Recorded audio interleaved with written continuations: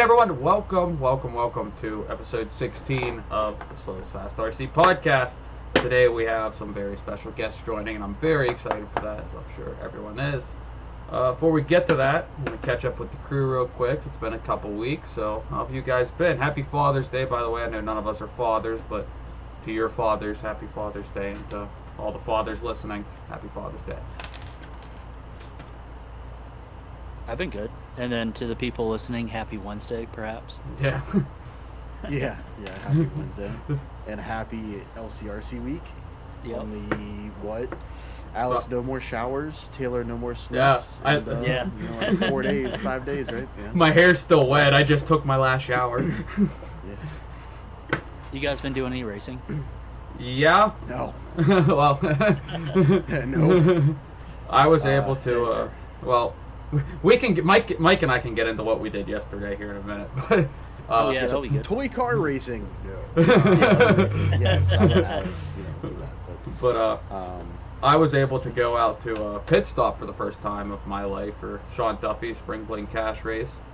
That was a great time. I was able to put my short course truck in the third spot on the podium. Fierce competition out there, especially in e-buggy. It was 104 entries, almost 40 of them were e-buggy, and wow, like, it's a tighter track. It was definitely, like, I don't know, it was fine for e-buggy, but I don't know if I could have any smaller with e-buggy. But the layout was very technical, but flowed nice. And yeah, I mean, I'm racing against all the same people that are at LCRC, but you know, it's not intermediate and expert now. I'm with everyone, so like, I'm racing against Colin and Ezra and Thomas Kaufman, and like, I always know those guys are fast, but I had the opportunity to actually reflect my lap times against theirs. I'm like, fuck. But that was good. You said 100 and what e-buggies alone? No, it was like almost 4. I think it was 38 e-buggy entries and then 104 total okay. entries. I think you said 104 e-buggies alone. I was like, holy shit. No, we were down to F main, I think, in e-buggy, and then there was only like 1 or 2 B mains in other classes. So, but did that, and then we were able to. I was finally able to race at WO. Rain almost stopped us, but I took a page out of LCRC's book, forced Josh to go buy a bunch of sawdust from Tractor Supply, with the help of Gavin, Jared, Scott, and Dominic Smith, Dalton, Good, and a few others. Sorry if I'm forgetting to mention you. Took us a little while, but track came around. We had an awesome race day, so that was good. You mentioned the races that you did, and I totally forgot that it's been that long since I've raced. Yeah. So I did race once. That 412. We did race 412. Yeah. I kind of forget how it went. It was just a lot of testing, trying stuff out with the car for LCRC this week. And then Maya's graduation. Mm-hmm. And then this week rained out, and now we're here. Taylor, you want to talk about your racing before Mike and I go into our yesterday's racing? Yeah, I went to Park Lane Hobbies for the first time ever. It was a great time. It's over by Douglasville, PA, so the eastern side of kind of our region. And there was 117 entries. Enzo, the shop owner, ran a pretty good program. He's a little bit new to the off-road racing thing, so I think he's still picking up a couple things. I really enjoyed spending the day and racing there. I ran e-truck and nitro buggy. They just started running nitro this year, so that's new for them. I myself qualified P10 and I finished 5th, so that was nice. Pretty good for me. Very cool. And then truck, I had like a kind of a crappier qualifier because it's a tight track too, not as tight as pit stop for you, Alex, but had trouble getting around some traffic that kept wrecking in like Q1, so I had a bad qualifier. Then it put me in the BQ sort, so I was first in the B, and then I put a whole lap up on the field in the B main, and then took the bump to the A, and then I made it up to 6th place, and then I dropped back down in truck. I forget how I finished, maybe like 8th or something like that. So it is what it is in the A, but had a great time. No, it looked like you put on a pretty good showing, because I know like there were some stiff drivers out there, like my boy Bob Jr. whooping your ass. Yeah, he was hauling ass. He was doing really good. It was nice to meet him, and there were a couple other people there. Pretty much everyone in the A's already raced that track before, So Mhm. also it was a great time pitting with Gary Terry. Shout out to him and everyone else that was there. Yeah, I met Gary Terry at LCRC. Him and I were in like every heat together at LCRC. Yeah. Dude, them Yeah. Gary's pretty new, and he's That- making this out pretty good. He's Gary and his boys, like Gary and Mike Malone, and I think Jason is with him, Jason Massey. Yep. Because Gary has a track in his backyard now he built, and like I see on Facebook, like any day it's not raining in their direction, they're out there putting in work, and just like back at when we all went to Adrenaline one time, when Mike you didn't go but Taylor you went, that was like the second time I met Gary I think, and this is like his like maybe 10th race ever, and I was a couple mains ahead of him I think, but now like I'm a couple mains behind him, you know, like he is just. And Mike Malone too, like that whole group, they are just accelerating so fast, and now I'm trying to figure out how to build a track in my backyard just so I can keep up, you know? Yeah, that's what it takes to be that fast, though. Yeah, I mean they're putting in the work, and it's definitely showing. But so me and Mike did a thing yesterday. Yeah, let's hear about that. So I had the idea when I saw rain was being forecasted for 412. There's a go-kart indoor e-kart track literally next door to ACS, which is 10 minutes from 412. And I said in the group chat, I was like, hey, they canceled, let's go go-kart racing. Yeah. So then they canceled. We meet at ACS, hang out at ACS for a minute, go go-kart racing. And it is now the new rain out tradition, because it was so much fun. I kicked ass. I won. And by kicked ass, not only did he kick our asses, he got the third fastest lap for the entire week for the Blaze. Wow. Yeah. First time ever there. There were two. We assumed they were locals. It was like a father and son, and like I brought my personal helmet, and my racing shoes, of course. I'm a nerd, but they had like the helmet and the matching gloves with the same scheme as their helmets, and they were quick, especially the kid because he was like smaller than Davey, you know, like, and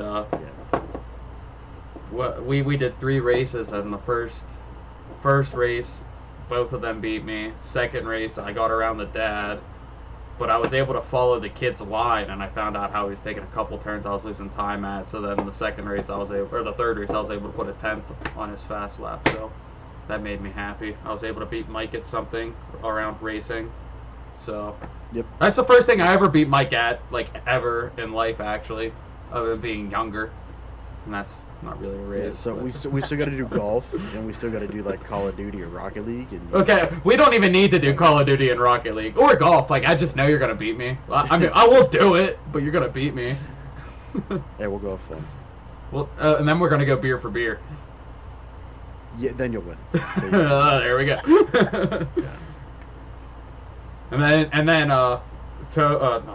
we were at Tony's, and Chris Patterson and Mike got to learn how Tony's is a black hole, because we were in there hanging out, and next thing you know, Tony's having me put a pull start on this fifth scale he's raffling off, and we're driving it in the back lot, testing it out, and then they're handing us controllers for the micro Bs and whatnot, running his mini off-road track inside, and we were there till 3 o'clock till we finally went and got lunch. Yeah.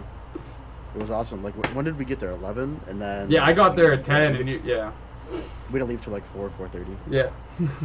Yeah. And we were only at the go-kart place for like An 30 hour. minutes. Yeah. Oh, really? Yeah. Nice. Because it was 3 6-minute heats, and we were like all back to back to back. So like, We were race marshal Yeah. race. yeah, all 3 times. Hmm. Which is Taylor, when you come down here, definitely something you got to do. It's a ton of fun. Yeah. Now when it's If we- predicting rain again, but you still come, we'll just go do that instead. Are they open July 4th? We can make that happen. Maybe. 'Cause I can hit- Good question. July 4th, we could do that, and then And we could do hit WO WO Day. the next day. Well- Because I got those days off. Well, fun fact also, on July 4th, Tony with ACS, they are walking in the Monroeville Parade with their RC cars, and they have an X-Max they're making into a ramp to jump the cars off of in the parade. So I might do that with them. That could be fun. But if you want to do that, Taylor, come Let's, Wednesday get night something we go, going. yeah, Yeah. I'm in. Anyways, What do you say we bring our guests in? Because I know they've been here for about 10 minutes or so in the waiting room. okay, let's drop the disclaimer and we'll bring them in during that. Here we go. Disclaimer. You're about to listen/watch a podcast hosted by a group of friends who tend to use vulgar language and profanity, and also enjoy pounding adult beverages. Viewer discretion is advised. Lastly, we may be making some bold statements. All views and statements made in this podcast do not reflect the views of any sponsors, guests, followers, or any supporters of this podcast. So be cool and don't get offended. Thank you for watching, and we hope you enjoy.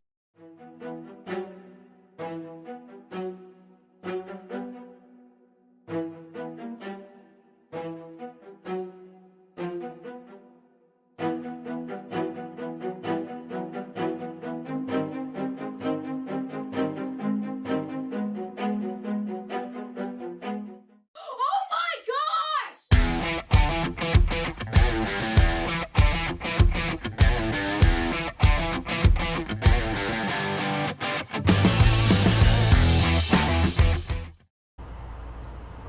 Taylor, would you like to introduce our guest?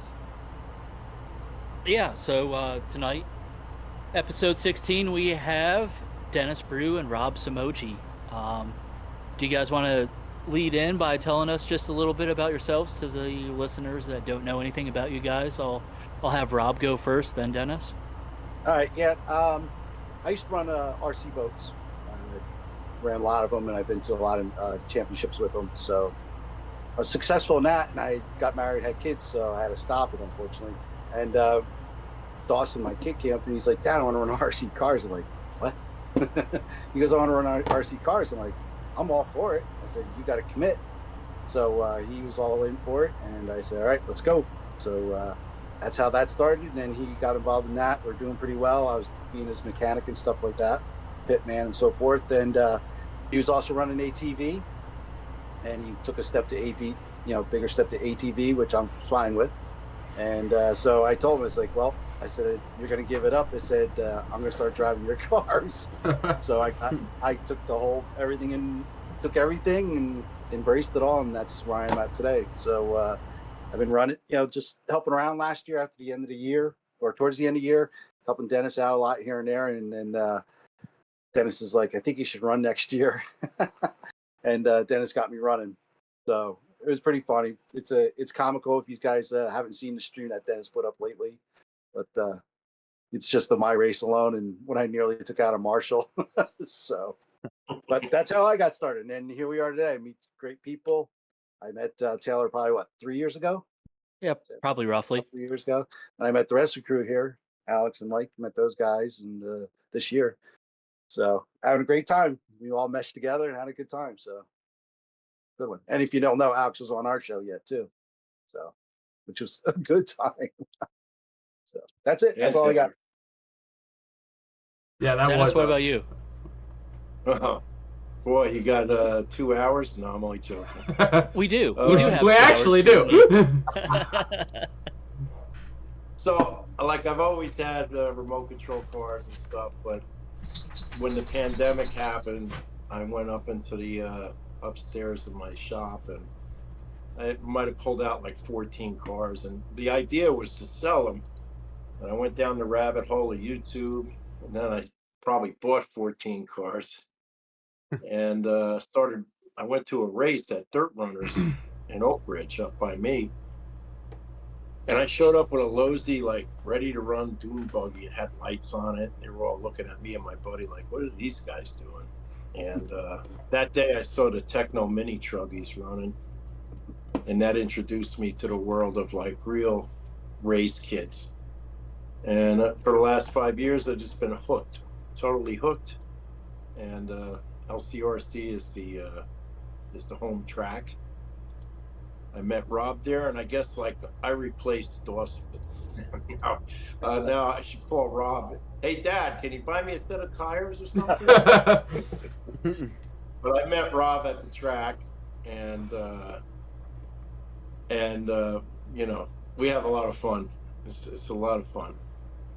That's actually one of the first questions I got for you guys is how you two first met. Do you want to tell us that story? Because it kind of sounds like you guys have had like an inseparable bond for like many years. I don't. Dennis and I talked about this before. We don't know, like, this day. We said, hey, you got to hang out. We got to start doing this. It was like, it's just a progression. We started hanging out more and more, and then we started and I told Dennis, I said to this one time, and I said, we got to go around and meet people. I said, it's the only way you're going to find out about people. And he's like, well, what are you going to do? Just walk up to him? I'm like, well, yeah. I said, a buddy of mine taught me this, Paul Dalton, if you guys know who he is. He told me the same thing. And I didn't believe him. He was like, come on, let's go. And I did this with Dennis. And we would just walk around the pits at night looking for a light on. And we'd see some guy just sitting there all by himself, wrenching. And you just go up and talk to him. He's like, hey, how's your night going? Everything all right? What's going on? Something we can help you with? Whatever. And that type of thing. And that's how you meet people. And, it's a little awkward, but next time you see the guy, you laugh because, you just met this guy. So it's kind of cool. Dennis and I just hung out. I don't know. There isn't no, right, Dennis? I mean, we talked Well, about I think we're what happened was in the beginning I was using Rob for his shade because He's right there. Pop-up is right next to the blocks. So like I met him here and there, but then when I go and it was hot, he had the table right there with the fan and the shade, and there'd be an open seat, and so I'd sit down and we started talking. But I think really the friendship was really born in the shade where his pit spot is. Yeah. And then, he'd be venturing around the pits and yeah, that's where it was built, I think. Yeah. How long ago was that when you guys first met? Probably 3 years ago. Yeah, 4 years ago. Yeah, because him and I seen him. he and Dawson used to race each other all the time. It was crazy. It was nuts. They always could pick at each other too. It was so funny. I like watching two little kids race. Yeah, well, what Rob would do then, what he would do is every time I went up and raced, him and Dawson, when you go up the ramp, that first level spot, you could watch the race from there. These guys would always say, come on, Dennis, let's go. And that's like the kiss of death, Don't, and I know they were doing it on purposely make me nervous. And a lot of times I would screw everything up. It's like the announcer's curse. Alex knows that. Yeah. Oh, yeah, the dreaded announcer's curse. Oh, that's horrible. Someone, when someone has the curse when Kevin comes over the radio and says, hey, quit saying this person's name, and then they biff it and park themselves into a pipe, and then Kevin comes back on the radio, okay, you can say their name again. I'm like, oh, so-and-so just biffed it. Yeah. It's funny going about stories when you announce and stuff, but when you said the clubbing baby seals comment, I was down in pit road. Yeah, because I was pitting. I was down on pit road, and everybody just looked at each other. And it was like, clubbing baby seals. And everybody just started laughing. It was hilarious. It was fun. I think I got that from a local racer of ours, Ed Gadula. I think it was during a short course race around us. Jim Lonzo was just like 3 laps out on the whole field, and Ed Gadula was announcing. He's like, yeah, Lonzo's just clubbing baby seals, putting laps on the field. And we just all start crying. Oh, I was dying. I couldn't believe it. Could not believe it. Alex, what was the context you used that in at LCRC? Who was it? I forget who it was. He was bumping a lot. It was, oh my goodness, Jake Turry. Yeah. He started out in the bottom of intermediate E-Buggy. He went up like 4 mains, I think. I think he got up to the seed. Yeah. And he was like winning each one too. Just found his way to the lead and never looked back. It was very impressive. I was gonna sign up as he's about to crash. So when the announcer said he's about to crash, he's in first. It's like the horse races when you put the funny names for the horses coming up from the rear or whatever, or the dirtier ones. Yeah, that was funny. That was a good time. And there's other ones too, but that one just happens to stick out the most because the expression on everybody's face in pit road was fun. Davey has some good ones too, like when he was making fun of my truck for dropping like a rock, and the pick 'em up truck was flying like a rainbow, and the alligator and reverse alligator. That's all Davey. Yeah. Dennis, how long have you been running Nitro for now? I think this is my 3rd year. I think Okay. Wait, you mean I when got Nitro silver was running? electric. Like Nitro you've been was running racing real. Nitro Well, cars. I went to Nitro out of spite because I got so sick and tired. They'd always put the 40+ electric class marshaling the 30 and 45-minute Nitro race. And Why I'm do they like, put man, those I old got an guys up there? 8-minute main, and now why is it always the old guy? I don't know how it always ended up like that. So I went to Nitro purely out of spite because I was going to get some of that. If I'm going to marshal that long, I'm certainly going to get to try to race that long. And I got hooked. Nitro is unbelievable. So can I tell you the real reason why he went to Nitro? Yeah, that's why we have you on here as well Okay. to keep The real each other reason he went straight. to Nitro is because he was getting tired of getting beat by a particular individual that only runs electric. Well, so Dennis Oh, figured, absolutely I'll go I think I Nitro. know who that Well, is. the funny part is that same guy decided to now go Nitro. So I guess Dennis is going to go back to electric. Hey, You want that to tell guy us who it made is? me better. You want to name him, Dennis? Alan Placer. I can't. He My chased- second year of racing, if he was like, if the podium was the top 3, he was third, I was fourth. If the podium was the top 5, he was fifth, I was sixth. I always was one spot behind him. Could never beat that guy. And I could run fast, but he was more consistent. And Alan, like, we were rivals, but he definitely made me better. And now he's moving to Nitro. So like, I still race e-buggy, but like, I am so focused on Nitro. All I want in a race weekend, in the beginning of the weekend, I start with saying, look, I just want the A main. I just want a 25, 30-minute race. That's all I want, is that long race. Then I make the A main, and all of a sudden I want a little more. Now get me to top 5, get me on the podium. But so my e-buggy, I use that as reconnaissance. Like that, the diffs, the shocks, I haven't changed anything in that in over a year. And I just Oh, put the man. cars down and run it. And I say I don't care about it, but like I always try, that's to try what tires I'm going to use for Nitro buggy. And I always make a joke like I really don't care, but I do care, But like, on the Technos, the swing arms, they got those sleeves. So like last year sometime I broke an arm, but I didn't have sleeves, so I put a new arm in without the sleeves. So now one of my swing arms has got like a half an inch of play like that. So That techno slop. Yeah.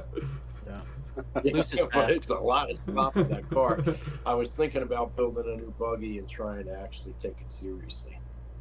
There's something to be said about not taking it too seriously and doing well without that level of stress and pressure on yourself. Yeah, I'm really That's mad. really I'm like mad he does so well because Dennis, you're always beating me with e-buggy, but you got half-inch play on your front end, and I'm always tearing mine apart. Or Mike's tearing mine apart at least, and Mike's fixing mine, so it's always perfect. I mean, Alex, you had the last time we were at LCRC, you had your best run with a blown out front shock. So Yeah, and then you had to go and fix There it. you go. yeah, and then I fixed it, it was like- Well, what they say, they always run the best before they break. That's right. I got why the fix it? adjustable wing. My wing, I was revving my nitro car, and the wing, when I put the holes in it, how it fits in those two on the. Yeah. Well, I went too big with the holes, so every time I revved it, the wing went like this. It's active arrow. Oh, nice. Everybody was Yeah. pointing to my wing. I said, "Leave that alone. It's adjustable." That's I it. still Yeah, got it it's on my fine. car. You got to pay $1 million to have that on a car. It's funny It's because not I no tried good. the It's Techno fun. Wing on my Mugen, and it's got those really big holes because it's meant to set on like a recessed post. So same Yeah. thing, where I would come off the track and then it would be tilted, like because it had so Oh, much yeah, play. yeah. Yeah. Yeah. Or So Rob, I like the Go ones where they come off where they have the frowns or the happy face on them. Dude, that wing. Happy wing and sad wing. I just took off my sad wing. I know. So, or else you're like, oh, I'll just pile my car on top of this one until I get home, and then you realize the back of your car was real warm. Yeah. Get out, the car's round. Yeah. You're like, damn it. That's So always Rob, fun. when Yeah. Dennis first started running Nitro, were you his pit guy, the first one, or No. I so he had wasn't. somebody else, and then he graduated to using you as a pit guy? Well, Dennis at the time was Dennis. Don't get me wrong. He was very, very stubborn, And I told him, I said, Dennis, just change something. You know, I used to bust his balls all the time. Like, just change something. Do like adjust something. Do something. I said, and I always told him, I said, when you come in after a race, I said, you should take a screwdriver and just tap every screw there is, make sure it's not loose or whatever. Or, just to check out things. And he's like, it's running fine. You just throw it on the table and leave it there till the next race. And I'm like, all right, and then it just went on for, I don't know, a while. How long? At least the season, right, Dennis? You didn't touch nothing? You muted You're yourself, muted. Dennis. Dennis, you muted yourself. You're muted. There you It are. actually There you might go. still go on to this day, actually. There you go. So anyway, we didn't hear anything you said. I said it might still go on to this day. You prodding me to do something to my car. I raced the first 2 years. I built the car. I never touched it. I didn't know about ride height. I didn't know about camber. And one guy said, "What's your toe out?" I'm like, "Huh?" And meanwhile, I had like toe in, and but I learned to drive the car that way. So I think that's the way that made me a lot better of a driver, is driving a bad car. That's what he claims, but Yeah. no, he's putting wrenches to everything. And I got, actually, it's kind of funny. We're the past two. I had the P&B and where the hell were we just at? Sorry. Pro-Am. Yeah. Where? Oh, Pro-Am. Yeah, I got recordings on my phone of Dennis actually working on his car, and I was videotaping like I was the documentary, like out in the forest. You see something in the wild, like that's wild. Oh, he's doing something so interesting that he never does. You never catch Dennis touching a tool. I had the whole thing. It was Very funny. funny. Dennis like, leave me alone. But yeah, he's getting better at it. He's doing really good at it and stuff like that. And we'll have conversations about certain things and stuff. And whether we agree or disagree, we just put it out there, and hopefully something will make him a better driver. And believe it or not, the funny part is our conversation on the way down to the last race was they're running counterclockwise, so we were pitting backwards. And I said, Dennis, I never pitted backwards. He's like, what do you mean you never pitted backwards? He's going off like, what do you want No, I me to didn't do? say that at all. It was No, he what was I going did off because it say, was funny. And I'm like, no, I never. listen, Go ahead.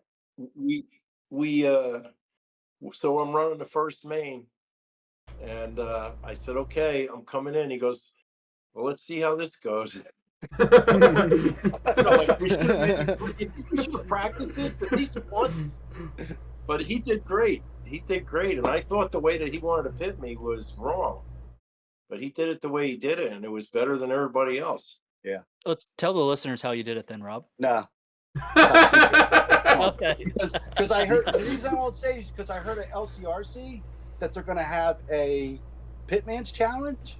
Yes. And if that's the case, and they Well, decide give it to away. throw, if they decide to flip it as one of the challenges, I don't want to give away what we're doing. I don't even Okay. think it's Come videotaped, is on. it? No, I don't think it's videotaped. Is it, Dennis? I'm pretty sure it's on video. You think?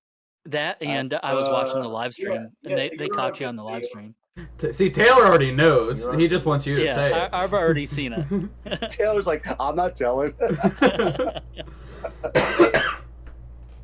It's funny because when we drove down, we actually had a very thoughtful discussion, and I think we called like two different people on top of it, of like, hey, what do you think? What's your thoughts? And it's funny on the way down. I don't know. It's what we do. Who do you guys call for pit advice? I'm curious. Who's like? Go ahead. One of them is Will Walker. We'll go to him. He's been great for us. He's very informative, very in the way he explains it. He doesn't make you feel like if you don't know what you're talking about, you could stop him and say, hey, what do you mean? And he'll be glad to fill you in on that too. So he's very thorough. He is one of the guys that because he is a pit guy. He's a pit guy for Lutz. So and that's the guy I called regarding how to pit. And he's like, "What do you mean? You know, you're just going backwards." And I'm like, "Yeah, well, we understand that, but how?" So but yeah, he's one of them. Dennis has a couple other guys too, and I have a couple other guys that we would go to. So and we don't even go to them particularly by brand association either. It's who's the best at this? Who do we go to that knows this? Who do we know that knows this better? You know what I mean? Just like if you guys, I can't solder for crap, but I know 3 guys I can go to an LCRC, and those guys they're mint. You know what I mean? So that type of thing. Yeah. And what's nice is all the people that we race with and that we're all kind of amongst, it doesn't matter what brand that you run for, we'll all help each other. So Yeah, no, you're absolutely right about that. Absolutely. So, and there's I know there is a new app online that came out on Facebook. Garris was talking about it. Let's say you and I are at the track, and we both run Mugen, and I break apart, and all of a sudden LCRC doesn't have it. Well, this app is going to be able to click on all Mugen people that are at LCRC and ask in a group chat among the brands if anybody has this particular part. And what's if they that do, called? That's awesome. I'm going to be honest with you. It's something that they're just starting, and Okay. I was asked to be a participant with it, and I'm going to do it. But it's on Facebook. They did post it. So Who was it that posted it? Brock. It's Brock, Dennis, right? Brock Garris? Yeah. Brock Garris. Okay. So if you look him up on Facebook, you'll find out what that app is. Yeah. Is that specifically Mugen, or is that just all brands? No. No. You just log All in. When brands. you're at that track, you just log in. That's awesome. That's awesome. Yeah, but let's say you need something that everybody, does anybody have this kind of battery? So you can text everybody, or if you need a particular brand, you text that brand within that Sure, yeah. that thing. So it's kind of cool.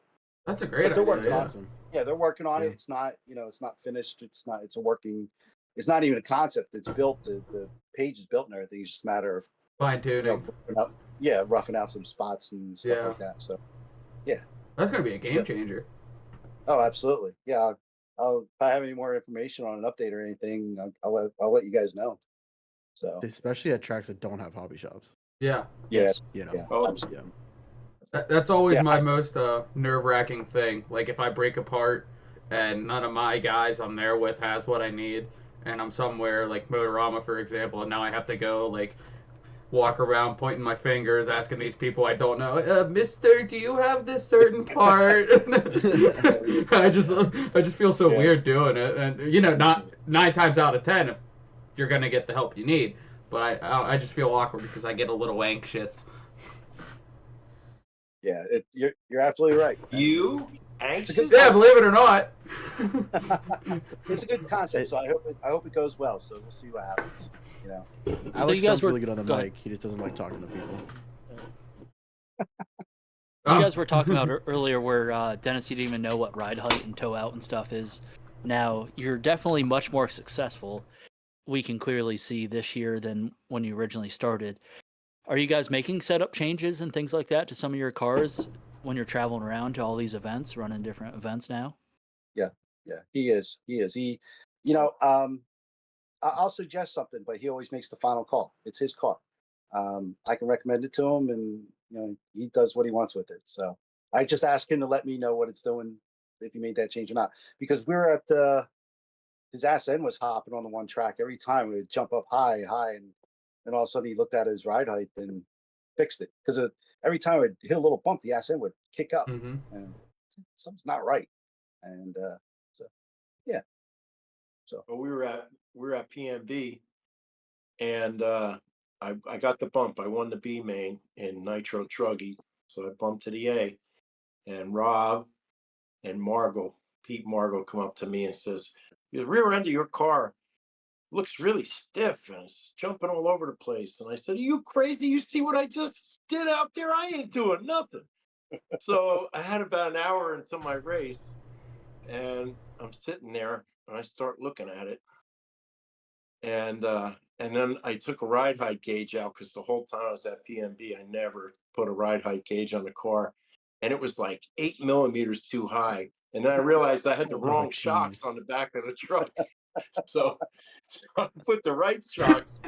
I got it mixed up somehow, and I've had like a rear shock on the front and a front shock on the front, and then I had the other thing at Trains and Lanes. The car kept rolling. I was like, what's wrong with my car? And but I've never changed a sway bar. I've never changed the spring. What do you mean never changed? You never put one on? Well, there was a while that I ran without sway bars because I was convinced that the car was much better without sway bars. Until I put them back on after about 2 months of racing without sway bars. And what happened was that night, it was at the barn. We were racing. It was raining and slick. And I guess I did something. I forgot to hook the sway bar collars back up, and the truck was really good. And when I come off the track, I saw that I forgot that. So I became convinced maybe no sway bars is really good when it's like raining. Like you're never racing in the rain, but we were then. But I remember when I finally put sway bars back on, I was like, oh, this is what I'm missing. But I don't change springs, not yet. I did make like A block and D block changes at Pro-Am for the bumpy conditions. Clutch. And but I will try stuff like I'll try shock angle. We did the clutch at Pan Am Pro-Am. Yeah, that's just general maintenance. Yeah, but still, I mean, before you would never like, that's running. Oh But yeah, I would wait for it to he break. knew right away before I could even hear it. He knew right away just by the feel. I was like, well, let's get in and get it changed, and got it done. So I broke enough by not, like, you can't just run the car and run it until, because it always ends up breaking like in a race that you're going to bump and then it's broke. So if you do that enough times, like for me, I usually need to do that at least 13, 14 times before I learn my lesson and like start getting preemptive and actually do something about it. I need pain. Pain is a motivator for me. It's the only motivator that works. Rob, do you and Dennis both communicate back and forth for your runs? I know you run an Associated, and Yeah. Dennis runs Techno, but you guys communicate back and forth about the track conditions and what Oh, the vehicles all the are doing, and make kind of Tell him, changes, Rob. whether based on tires and things like that. well, Dennis has no problem Tell telling him me the truth, Rob. my car's good. Listen to me. The setup on my car is good, but the problem is, like I tell Dennis, it's driver. The driver's got to get better. And I'll be honest with you. Dennis even told me himself that by the end of Pro-Am, I was so much more better on that track. I wasn't great. I wasn't crashing. I was just going off the track, like not enough brake or braking too soon or not soon enough, that type of thing. So I always feel my cars are okay, and I don't want to change anything because I'm progressively getting better. Now, if there's a point where I get to a plateau and I'm not getting better or the car's not getting better, I don't know which one it is, then I think I'm going to have to start making changes. But for me, running novice, I don't benefit from it at this point, but I will. What are you, nuts? He's crazy. We've had big arguments about this because he would be in the pits. He's like, I'm going down 1,000 on my rear diff. And I look at him, I says, that don't matter. You're terrible. It doesn't make any difference what you do. You don't have to even worry about that. Worry about not hitting the pipe. And then he would get really offended, but we're friends. We're like brothers. So like I fired him. I don't get offended. I get pissed off at myself because I know better, but I just, you think, oh, it's just a little faster just next time. And I do it, and the car's like, sailing off. We don't compare notes. We don't compare notes. If anything, I tell him, are you crazy? I'm trying to get him to run the car I run because the car I run is very durable, and the car he runs is a great car. But if you're going to crash 19 times a lap, then, and you're fixing it after every heat, Yeah, it's better now. It's better now that I put that screw in the support bar, though, because I haven't broke a drive since. You know how that one screw in the back that attaches to the shock tower to the brake to your plate, the brace? Yeah. Well, I Yep. didn't know I was missing a screw. I couldn't figure out all the time. I come off the track, my drive line's bent. Like, what the hell's going on? I remember No, you coming up to me with a bent drive shaft and asking me if I Yeah. had one last year. I'm like, Yep. how did you bend this? Yeah, and that's what it was because that screw was loose. Now I put that screw in. Now I haven't had any problems. So until No, he had two bent. until I He had cracked the wall two at Pro out Am. drives. What's that? Your out drives. He bent one. Not only did he bent the out drive, he twisted it too. And Twisted so it. he went Holy nuts shit. looking all over for this part, right? He was asking this person, that person. Then he found out universals will work. So he goes and he goes, I bought two just in case, I bend another one. So he goes to change the first one, and then he realized the other side is bent even worse. It's like, Oh oh, god. well, I guess there goes the other one. But I do have two extra ones though. I went back and bought them before I left because I don't think they have the universals down here. I haven't seen them anywhere down or up here. But yeah, no, I mean, I posted we talk a lot about Rob's track race. racing. Go ahead, Dennis. I posted Rob's race at the Pro-Am. And usually we're recording me and we got the microphones and stuff. But I recorded his whole race. And he goes over this double. I told him, I said, Rob, if you don't, because he's racing an electric truggy, that thing is a killer. That thing will kill you. Yeah, And it's it's a lot. fast. It was doing wheelies. He was doing wheelies down the straightaway. So I said, if you're not lined up, don't squeeze the trigger. You're going to kill somebody. So he come off the jump and he went like 6 feet over the pipe, like cutting the turn. And I got it on video. You see the marshal, they sit on buckets there. This guy at the last minute, he seen it coming. And just as he stood up, Rob's car hit the bucket from right out from under him. The bucket went about 10 feet. And I couldn't help but laugh, but it's on my YouTube page. It's hilarious. The best part is the guy that was marshaling, he was pitting right next to us, and Dennis and him were like all buddies the whole weekend. So I come back from the race and I sit down. I'm like, "Yo, man, I'm sorry about that." He's like, "What do you mean?" I was like, "No, I took you out."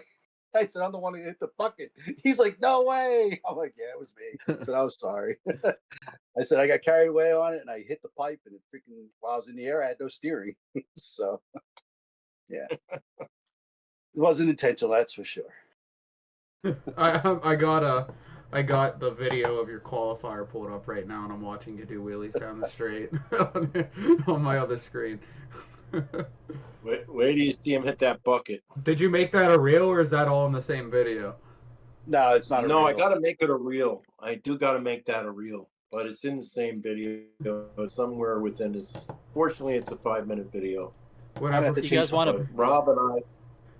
I'm gonna have to get a new paint. I'm gonna have to get a new paint scheme. I was gonna say, you guys New want to plug paint your scheme, new body. YouTube channel? Yeah, guys. It's Oh! channel. I just saw him hit the bucket. Right? Oh, jeez. You almost Is there any way you could show it? Can you show it? Or not? Yeah, I can show it. What is the YouTube channel called? Oh, a day in the life. Day in the life. A day in the life. ... for you to see. It's a day in the life for you to see. I got to get a better name. All right, here we Yeah, I go. got a lot of funny. Here we go. Dennis and I have been kicking that one around for a long time. A better name. It's been how many years? It's still Here nothing. comes Rob's car. Here it is. Bam! Wait, how do you guys see it? I can't see it. I can't see it. I don't know if you can see the stream from a phone. Do you know anything about that, Mike? You would have to click into like where you see Alex's name in our chat, and you'll see that he's live. If you click on his name again, you'll be able to watch stream. Wait, there's a chat? Oh. So, Hold on. if you see Alex's name on like your left-hand panel in Discord, you'll see that he's live. If you click on his name, you should be able to click watch stream. Oh, okay. You have to return your camera back on, Rob. Yeah. See, I can't see Rob or I can't see me, but I can see it. So click on Alex's box. Be careful with my click box. Yeah. I don't know. For whatever reason, I can't get it to play. Oh, it's Anyhow, paused. you right already. Yeah, I have it paused. Everyone I else. can click play when you're ready. Yeah, okay. Yeah, whenever you're All ready. right. So here comes Rob, pink and white and green truggy, yellow wing down the straight. There's gonna be a thumb in front of the screen right here. When we come back on camera, well, bam! And the marshal was not pleased. No, he was pissed. He threw my car on the track. Dean. The guy's That name was- was that was a- Dean. That was pretty clean. I'm not gonna lie. It's pretty clean. Impressive. Yeah, I mean, when it's in, like I said, when it's in the air, you can't steer it. So, Yeah. That's fun. but You'll have to turn your Yeah. camera back on, Rob. oh, my camera. Okay, hold on. Yeah. Sorry, my bad. It's all right. There we go. Yeah, I still can't see myself on this thing. Uh-oh. I don't know if I'm supposed That's to. all right. Let me go to Mike, am I your... So supposed to you see guys, Mike, am I supposed to see myself on this? On mobile, I'm not 100% sure, honestly. Like on I can PC, see I you, can. Rob. We can see you. I can see. Yeah, I can Yeah. see everybody. I just can't. If you my- can see my- us, that's what matters. Yeah. Yeah, my box is just—it's a solid color. Yeah, that's fine. Yeah, but it's working though. It's working. They're all the same color. All right. And Taylor, you're all blurry. Yeah, I have autofocus problems. Put on your light show, Rob. Oh, what happened to the disco party in the background? I can't. Hold on. It's like at a rave.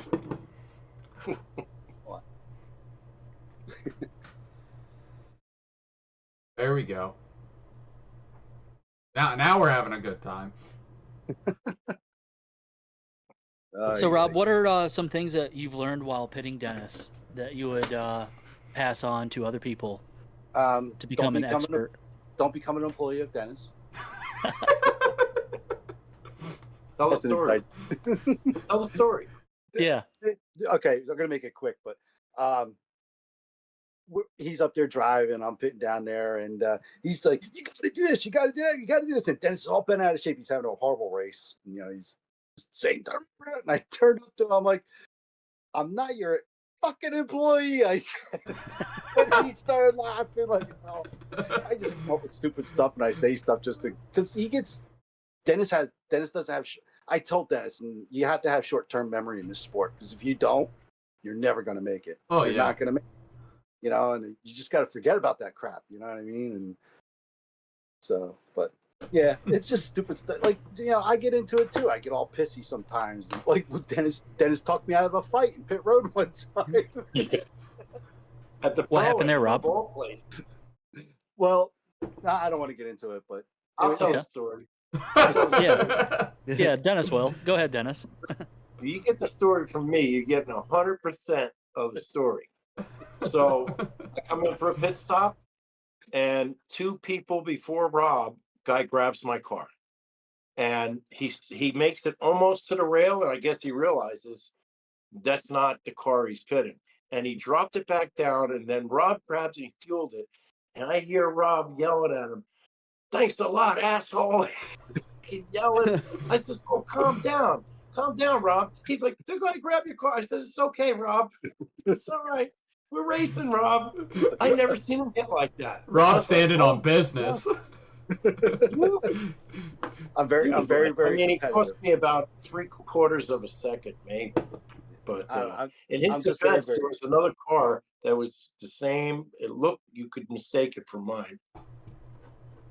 Yeah. And the PNB, that was happening at PNB where he yelled at me, "I'm not your employee." I was asking him, "What position am I in?" And he doesn't know how to read the board. I told him I'm gonna send him to The school. to board read was freaking different. I'm telling you, the board was different because when we were just down at Pro Am, you're like, I don't need all Yeah, this information because the board was just lit up with so much information.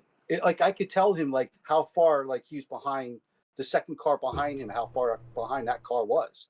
They He have that could on never LCRC tell me. too. No, Yeah. what they were doing at PNB, No. I bet, was they were mirroring the race director screen. Because at LCRC, Oh. they have Race Vision, which is an extension of Live Time. So Race Vision Okay. gives you the stuff you see in pit lane. But then if you have more monitors, like with your monitor, if you have 3 displays on your PC, you can just have the same screen on each screen. So that's Okay. might have been what they were doing at P&B. So you were seeing everything the race director could see, which Yeah, because it's a little bit more information. Yeah, because I even saw like the last 3 laps in times that he did, Yeah. which was cool. Yeah. You know, and so I mean, I try to tell Dennis, like, the information's not there. I can't give it to you if it's not on the screen. He know, was but- on point at Pro-Am. He was on point. Anything I asked him, but for the 2 previous years, I stopped asking. Maybe I learned like 3 months ago to stop asking who's behind me, who's in front of me, because he'd say, I don't know. And I say, well, who's behind me? I don't know. And I'd say, you don't know much about anything, do you? And then I gotta send you to school to read that screen, for crying out loud. So for a year and a half, I would go ballistic on him. Like, I feel sorry for the people on the stand next to me, because I talk loud as it is, and I would just be going off. And like, if I know that he doesn't know, it took me a year and a half to just stop asking, because then I don't get frustrated. But the Pro-Am was the first race that I asked, and he told me, boom, this guy is this, I'd say, who's the next guy? How far behind am I? And he gave me all the information. So, and unless we don't want to have another firing, because I fired him as my pit guy for about 2 months. But he's getting so much better. He doesn't throw me down late. Only once in a while. He doesn't forget the fuel bottle for start a race. That's only happened once or twice. And he used to have his own, like, they say, fuel him up, clean him out. He'd just be putting the fuel in the car. I'd be going ballistic. Car, and he'd drop it into a train of moving cars. But listen, this is true story. And but like, I've learned to respect Rob a lot more, and we're more friends now. Like, and I'm really grateful that, like, I got a dedicated pit guy, because that's stressful. If you need a pit guy, you're like, can you pit me? Can you pit me? And we've both made so many mistakes, sometimes multiple times, that, like, pretty much we find new ways to make mistakes now. As long as they're new mistakes, they're good. And I always But, tell him, I was like, well, you got to, like, I'd be like, I would say something. He's like, well, why would you even say that? Don't say something like that, because it's going to happen. I'm like, then you just got to be prepared. It's like, that's it. I said, shit's going to happen. You just got to prepare. I said, it's going to happen. He said to me, "We got traffic. You got traffic coming up." I said, "There's nobody within a half a lap from me." He's like, I said, "Why would you say that? There's nobody anywhere near me." He says, "Well, eventually." And then the next line is, well, eventually. Then the next line is, "Oh, where all those people come from?" Or if I'm racing good, like, I don't say anything, and then I don't want him to say anything. So, like, if I'm not saying anything, don't say anything. If I'm racing bad, then it's like, he's racing bad, I don't say nothing. I'll just listen. I put the microphone up and I just laugh at what he's saying. He's so pissed at himself. So, but, different things. And I tell him, I said, sometimes when you're back there, try a different line, try something different, do something. You're already back there. You're not going to get up to the top 3 that far back. I said, that's when I start sending it. Yeah. We start trying to do different lines and so forth. So when you're trying to quad the 3-pack into the anthills. and we started doing a lot of track walks together, which is kind of cool, and he sees different things than I do, and I see things differently than he does, and we'll just, not that we're right or wrong, it's just, hey, this is what I see, this is what he sees, and it's what's best for you, so it's it's funny, you have a good time. That's what it's all about, is having a good time for both of us. I mean, I'll tell you, the past 2 weeks since we got back from Pro-Am, we left there such a good adrenaline, having such a good time racing, that I'm missing it now. I can't wait for next weekend. I'm Jones, so it's great. And I even came back, and that night we left Pro-Am. What time we leave, Dennis? 4:30. It was 4:30 in the afternoon, right after everything's done. He got his awards, and we were pretty much already packed up. We just took off because I had the next day at 6:30 or 6:45, I think it was. I had to be at the hospital for surgery. So I was like, oh, let's hit the In the road. morning. Yeah. It was almost going to be 10:30 in the morning there at that race where you guys were done and quitting. I Yeah, was watching the live stream as Dennis Yeah. was up there, and then they were starting to call it. Remember Yeah, Lance had to throw Oh, down yeah, the the hammer. marshals? Yeah. Oh, well, I said, Rob's I like, wish we heard the conversation. We should have had that conversation recorded.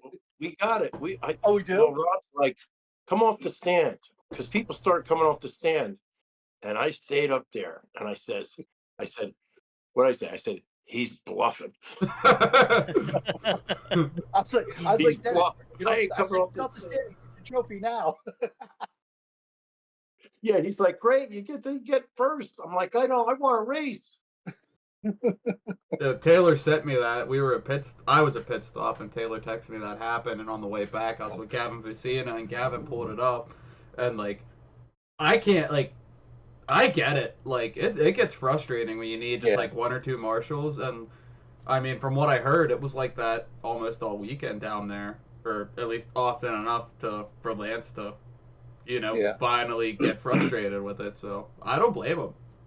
It Yeah, happens. yeah, it is frustrating. It was- I mean, I even thought about like how can you get people to marshal and be respectful and and courteous to other drivers and so forth, and it's kind of tough because some people honestly they just don't care, and Mhm. they just don't. You can see it in their body language, and then there are people that unfortunately can't marshal for whatever reason, and then there's people that are backed up, like, oh, I'm in the next race and I can't marshal back to back, or whatever. And I get that, but I mean, at least make a valid effort. I mean, if you don't want to marshal, there's plenty of kids around the tracks that will marshal for you for a couple bucks. Yeah. There's plenty of that out there.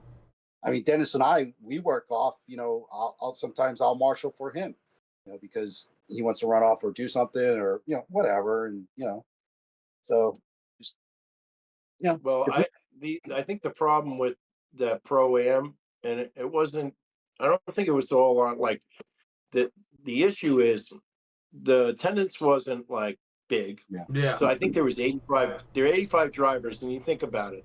You're asking for a volunteer for a 30-minute race, nitro, and as a consolation prize, here you can get the most dangerous marshaling spot on the Yeah. thing that's left. Yeah. If you're gonna get a volunteer, move one of the guys. Give a volunteer one of the easiest cones. You'll get them a lot easier. But asking Right. somebody to do a 30-minute race and the last two cones that are left are the worst cones you can get is tough. If you're the guy standing there going, man, I don't want to marshal 30 minutes at that cone. Mm-hmm. and I'll be honest with you, if I see some young kid, teenager, 20s, 30, somewhere around in there, and he's sitting at an easy spot, and I'm left with a hard spot to marshal, I'll tell him like, yo, you're a lot younger than me. Get over there. I'll take this spot. I don't care because I'm not going to put myself in that situation. One, something happened to me, and two, just to be fair to that driver. You know what I mean? You want somebody there that's nimble and quick and can get to it. You know what I mean? And I'll just ask kids like, yo, can you go over there and give me that spot? And most time the kids do because they know what they're doing. They're playing. They just don't want. They would take the easy way out. So Yeah. Jonathan. yeah, I mean, Jonathan Willow's my Yeah. my dedicated marshal for the season at LCRC. and he's That kid good. is a lot faster than me. I'll tell you that right now. Everybody be thanking me for paying that kid.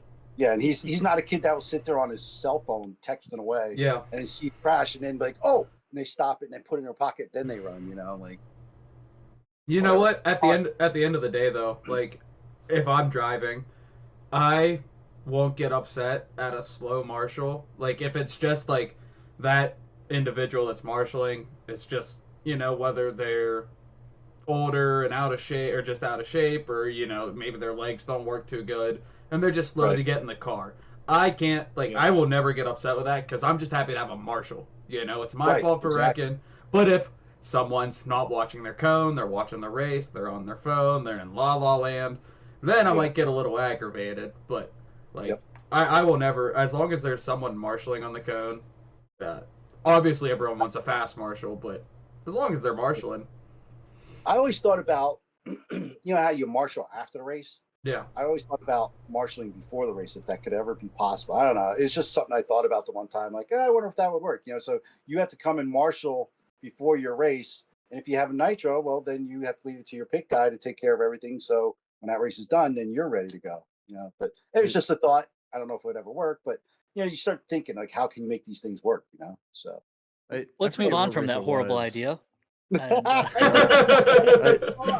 I said it was a thought. That's all. Yeah, Dennis and I raced nitro. You and I were both shaking our head like, no, that's not going to work. I said there was there was one race. Go ahead, Mike. Sorry, yeah, man. There was one race that I was at. I forget which one it was, but the way they did marshaling was actually kind of neat. So, what you would do is you race your race, and you don't marshal the next race. You marshal the race after that. Mhm. So all the people that come off their stand, they can still go back to their pits, plug their stuff in, do whatever, but you have to come back out the next race. And so you just skip one. That's a good idea. If the drivers are disciplined enough, that would work great. But it's already such a handful in a fight to get people to come off the driver's stand onto the track. Like every track I'm at, almost every track, like especially with my first time at this track, and it's my first time announcing these drivers, like I have to be at the bottom of the stand with the mic, like grabbing them and directing them to the track or to the table to set their car down. Like I'm the linebacker blocking you from the pits. Set your car down there and go and marshal. And they get it after the first round, but it's not even to the point where people are trying to get out of marshaling. But when you have higher turnout events and you're trying to get the program moving, some people are used to their 30 entry club race where it's a little more lax. They have 2 minutes or so in between each race where they can go set their car down in the pits and come back out. But those people have to understand that you're at a big race and there's a lot of people here racing, and to get everybody the fair shake, you got to move it. Mm-hmm. That's all there is to it. You got to move. Exactly. So Dennis and Rob, you guys have been traveling quite a bit of races up and down the East Coast.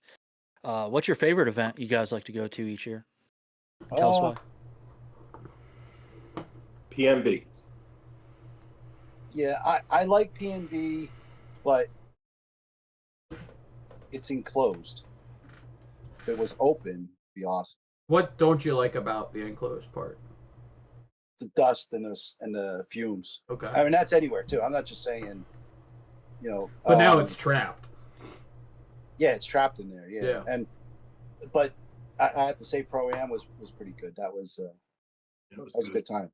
Really good time. That's the first time I've ever been there. And I asked Dennis how it worked and everything, and we weren't really sure either. But I mean, he had an idea, but Well, I raced that before. Yeah, I mean, he had the idea, exactly but I didn't. Yeah, but I couldn't understand how this whole thing. He didn't say it was like a draft type thing or whatever. But I don't know, it was weird. It was different. I liked it. I liked it. It was good because it's a race within a race within a race. There's 3 races going at the same time, so pretty cool. It seems like a really cool concept. Yeah, it is. I think once they get more top pro drivers to go, it'll gain a lot of traction. Oh, for sure. Yeah. Because they had Cole was there. Joey. Maddie. What's that? Joey Bourdon. Maddie was there. Yep. Camden Lime. Camden Lime. Yeah. I wouldn't say they're like pro. They're pro up and coming type thing, if you wish to call it. Oh, yeah, pro. Yeah, it was nice to see them. It was good to see those kids. And everybody's friendly. Everybody's friendly. All the drivers. Dennis, why is PNB your favorite event of the year? Well, it's 24 hours around the clock. Where else can you run nitro cars at 4:30 in the morning and not worry about like getting scolded? And then we go to Tennessee for a week after the race. So get there early, and the wife is there cooking and everything else. So I love the idea. We get up and go to sleep at like maybe 10 o'clock at night, get up at 2 in the morning, practice till 6:30, run first round qualifying, and go to sleep for a couple hours. But we're up all night, and I'm a night person, so that agrees me. Hey, hold on. And it's a big track. Oh yeah, it's massive. Yeah. There's always some kind of obstacle, or like you look at like this year it was a wall, Oh, And, then they had the leap of faith years Dennis ago. Dennis made a bet who'd be the first person to go over the wall. He said it would be me. So he went over. It was to cut the Toucan. camera. It was Toucan, wasn't it? No, Dennis was the first one to go over and take out the camera. Oh, Oh wow. Oh, jeez. The camera didn't even make it for within the first 2 hours thing, right, Dennis? Was it the first 2 hours or something? First time I waited to finally get on the track, and I was on the second group on the stand, and I approached the wall, and I had e-buggy. I always run e-buggy and I felt like I just barely tapped the throttle. I went straight up the thing off the back end and broke the car. I was like, oh, come on. But later, what we did find out, the reason why people are going off the wall when they first go on it is because, like Dennis and I and other people, when they found out, we didn't know that there was traction on. yeah, they put like grip tape or something on it, didn't they? Well, they sanded with sand and paint. Yeah, yeah. And like there's people traction rolling at the top of the arc. I was Yeah. like, how the hell is that even possible? But you know, the grip's there, whether it's sideways or flat. And it's funny too, because like the marshals will pick up the car and throw you on the other side to go back up it. Well, now you only have like a 10-foot start to get up the wall. Well, what are you going to do? You're going to punch it to get up over the wall. Well, what happens? You crash again. You know, you can't do it. But by the end of I would say like before qualifying even started, if you would make an honest attempt to get over the wall and you didn't make it, they would throw you, on your way. But if you like did one of these type of things or something, then the guys would set you back and make you do it again. So they were pretty honest about it. No one said nothing about it. Everybody thought it was fair. So I didn't have no complaints with it. I never think I got over it once. I mean, for my fourth race, you know what I mean? I just raced my fifth race, you know what I mean? So Dennis is one, come out race with the guys. Get ran over. But my That's object funny. is to finish every race, finish every qualifier, and I haven't finished last, so not yet. So that's where I'm at. Look at Dennis with that shit-eating green on his face. Do we want to roll a commercial, take a quick pee break, and Yes, I gotta pee. all right, we're gonna throw our ACS commercial on. Go down to ACS. So, how do you hobby? At ACS Hobbies, we've got everything to fuel your passion and spark your creativity. Whether you're into RC cars, model trains, boats, or planes, we have a huge selection of kits, parts, and accessories. Need paints or tools? We've got you covered. Test your skills on our RC crawler course or race on our oval track. There's always something fun to do. Plus, discover an awesome range of games for all ages. ACS Hobbies is your ultimate destination for hobby enthusiasts. Visit us today and start building your next adventure. What is that, Rob? What's that? Explain it again. We're on the air now. Oh yeah, you got active arrow. It's like my wing.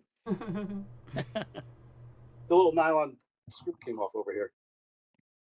But yeah, this is what I started RC with. What? Do you still ever run those, Rob, or no? No, because you need a down over here. What?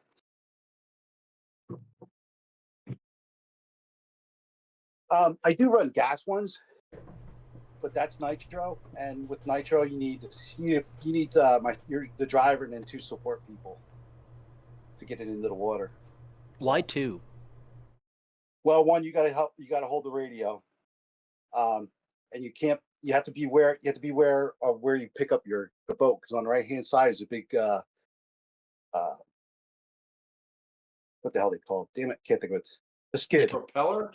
Yeah. No, the skid, and then in the back is the propeller, so you can only have it one way. So you got one guy starting it on the other side, then you got the remote, and then the other guy is on the other side where the prop and the plate, the skid thing is. I think they call them skags or something. I forget.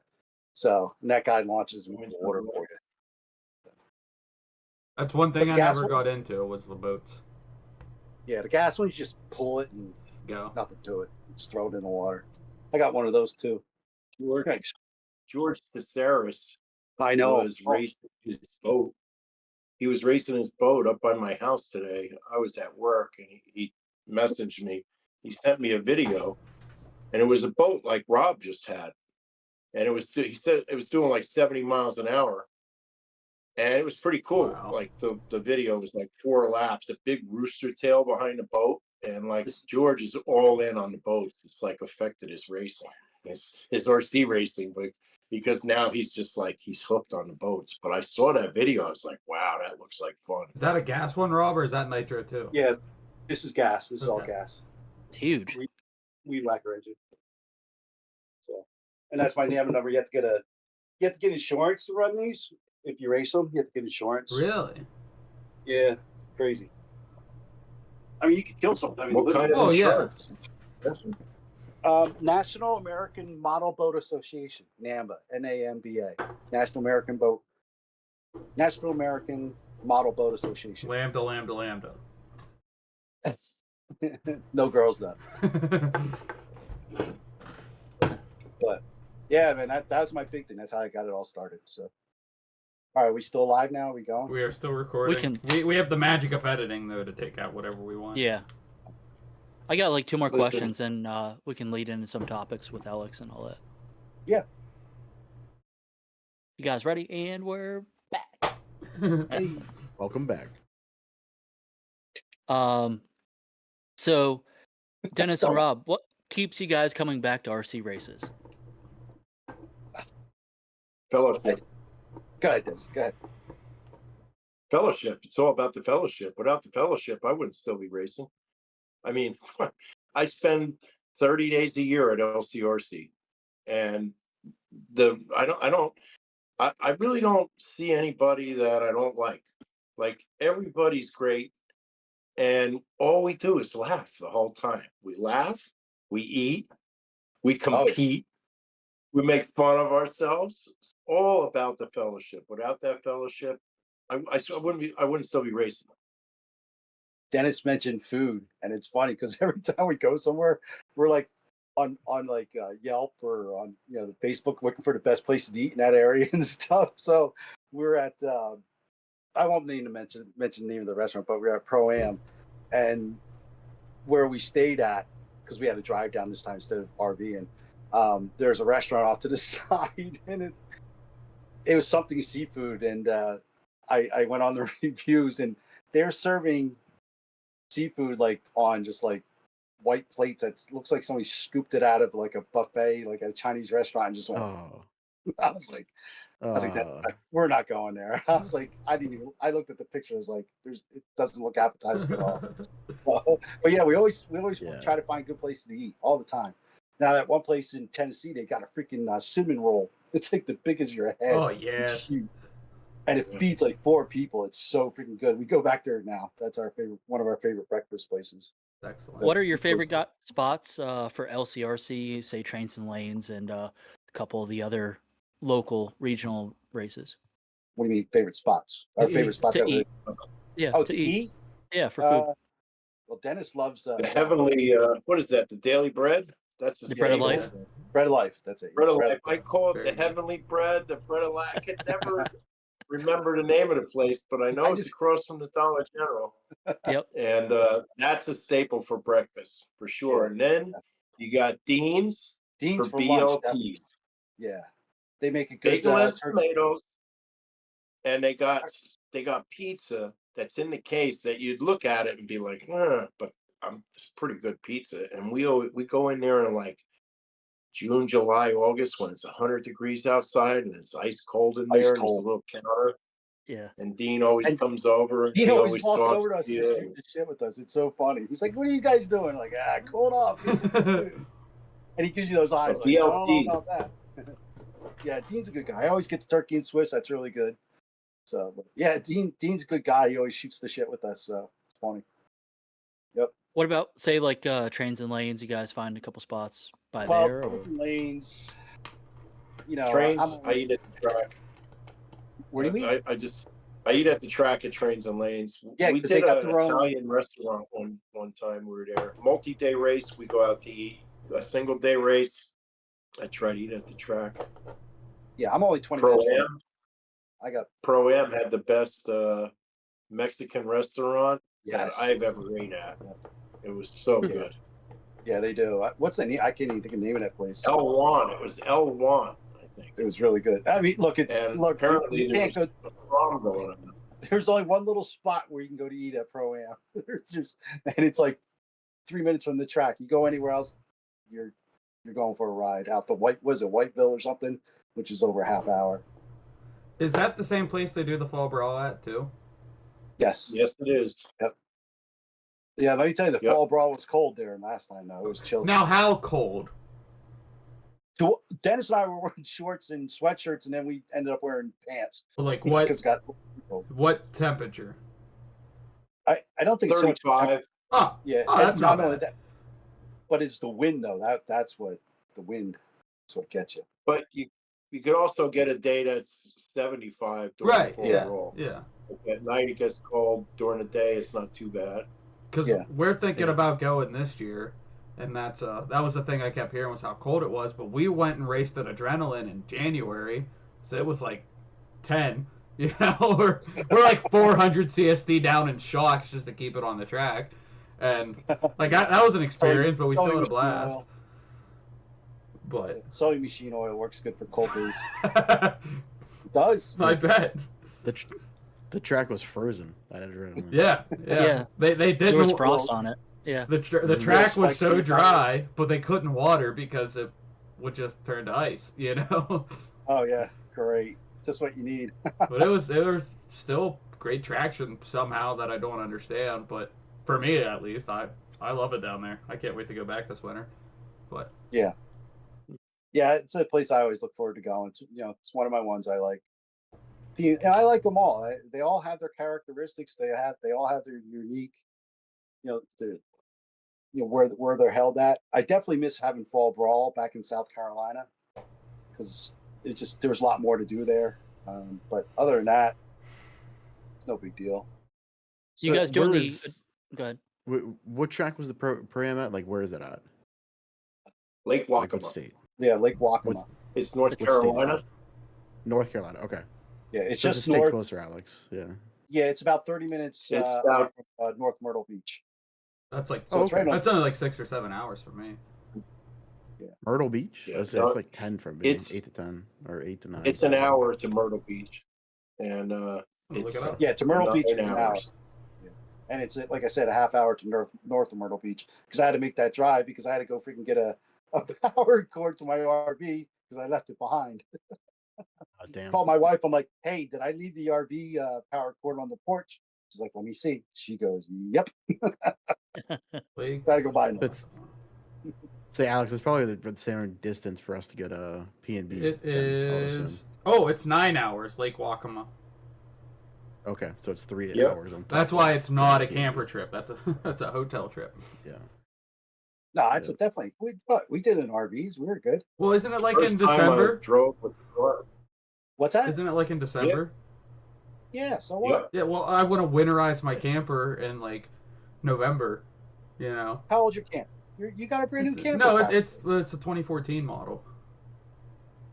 Yeah, they're easy to mine takes like 20 minutes. Yeah, to do but all I'm that. already borrowing my dad's truck to do the whole deal, and I'm already telling him I gotta borrow it in April for P&B because I'll bring it to P&B. You know, it makes more sense Yeah. for that because then I'll de-winterize it, take it to P&B, and then like the weekend after I'll take it to LCRC ready to go. But, Right. But yeah, we. Yeah, it's nothing like having an RV there when it's cold though, because Oh, I'm get a sure. little cold. Run in there and warm up a little bit. I'm sure. Yeah. We drove when we went to Fall Brawl last year. We were driving there. He was driving his fifth wheel and following him in a motorhome, and right in front of Rob, guy Oh, was yeah. driving the wrong way on 95, head-on Oh. collision. Oh There's man. 2 fatalities where Yeah. Rob slid right through the crash.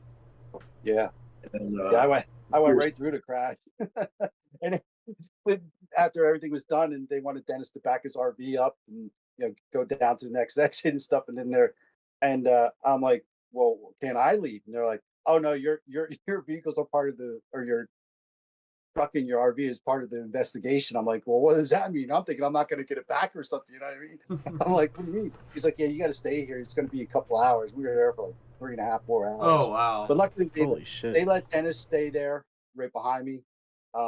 We just sat in honestly, we sat in the bus and we just watched everything roll by because, what I already saw. I'll tell you what. If there's ever a situation, I want Rob because Rob, like, he was out of his truck in about 3 seconds with a fire extinguisher, and he like I was like skittish, like I didn't want to see any of that. He was like, it was like that fire extinguisher was his badge on the scene. Like you almost thought he was one of the cops that showed up. He was walking around with that fire extinguisher. The thing was like this big. But anyway, if there's a situation, I want Rob because he didn't panic at all. Like he was like there to do whatever he could immediately. The only thing that really wigs me out, I don't remember seeing the crash because I even told the cop. I said, he's like, well, what did you see? I said, I saw him hit, but after that, there's just a cloud of dust. I said, I couldn't see nothing anymore. I said, sorry, I can't tell you anything. I said, I don't recall. Weird. Really, really That's weird. nuts. Yeah.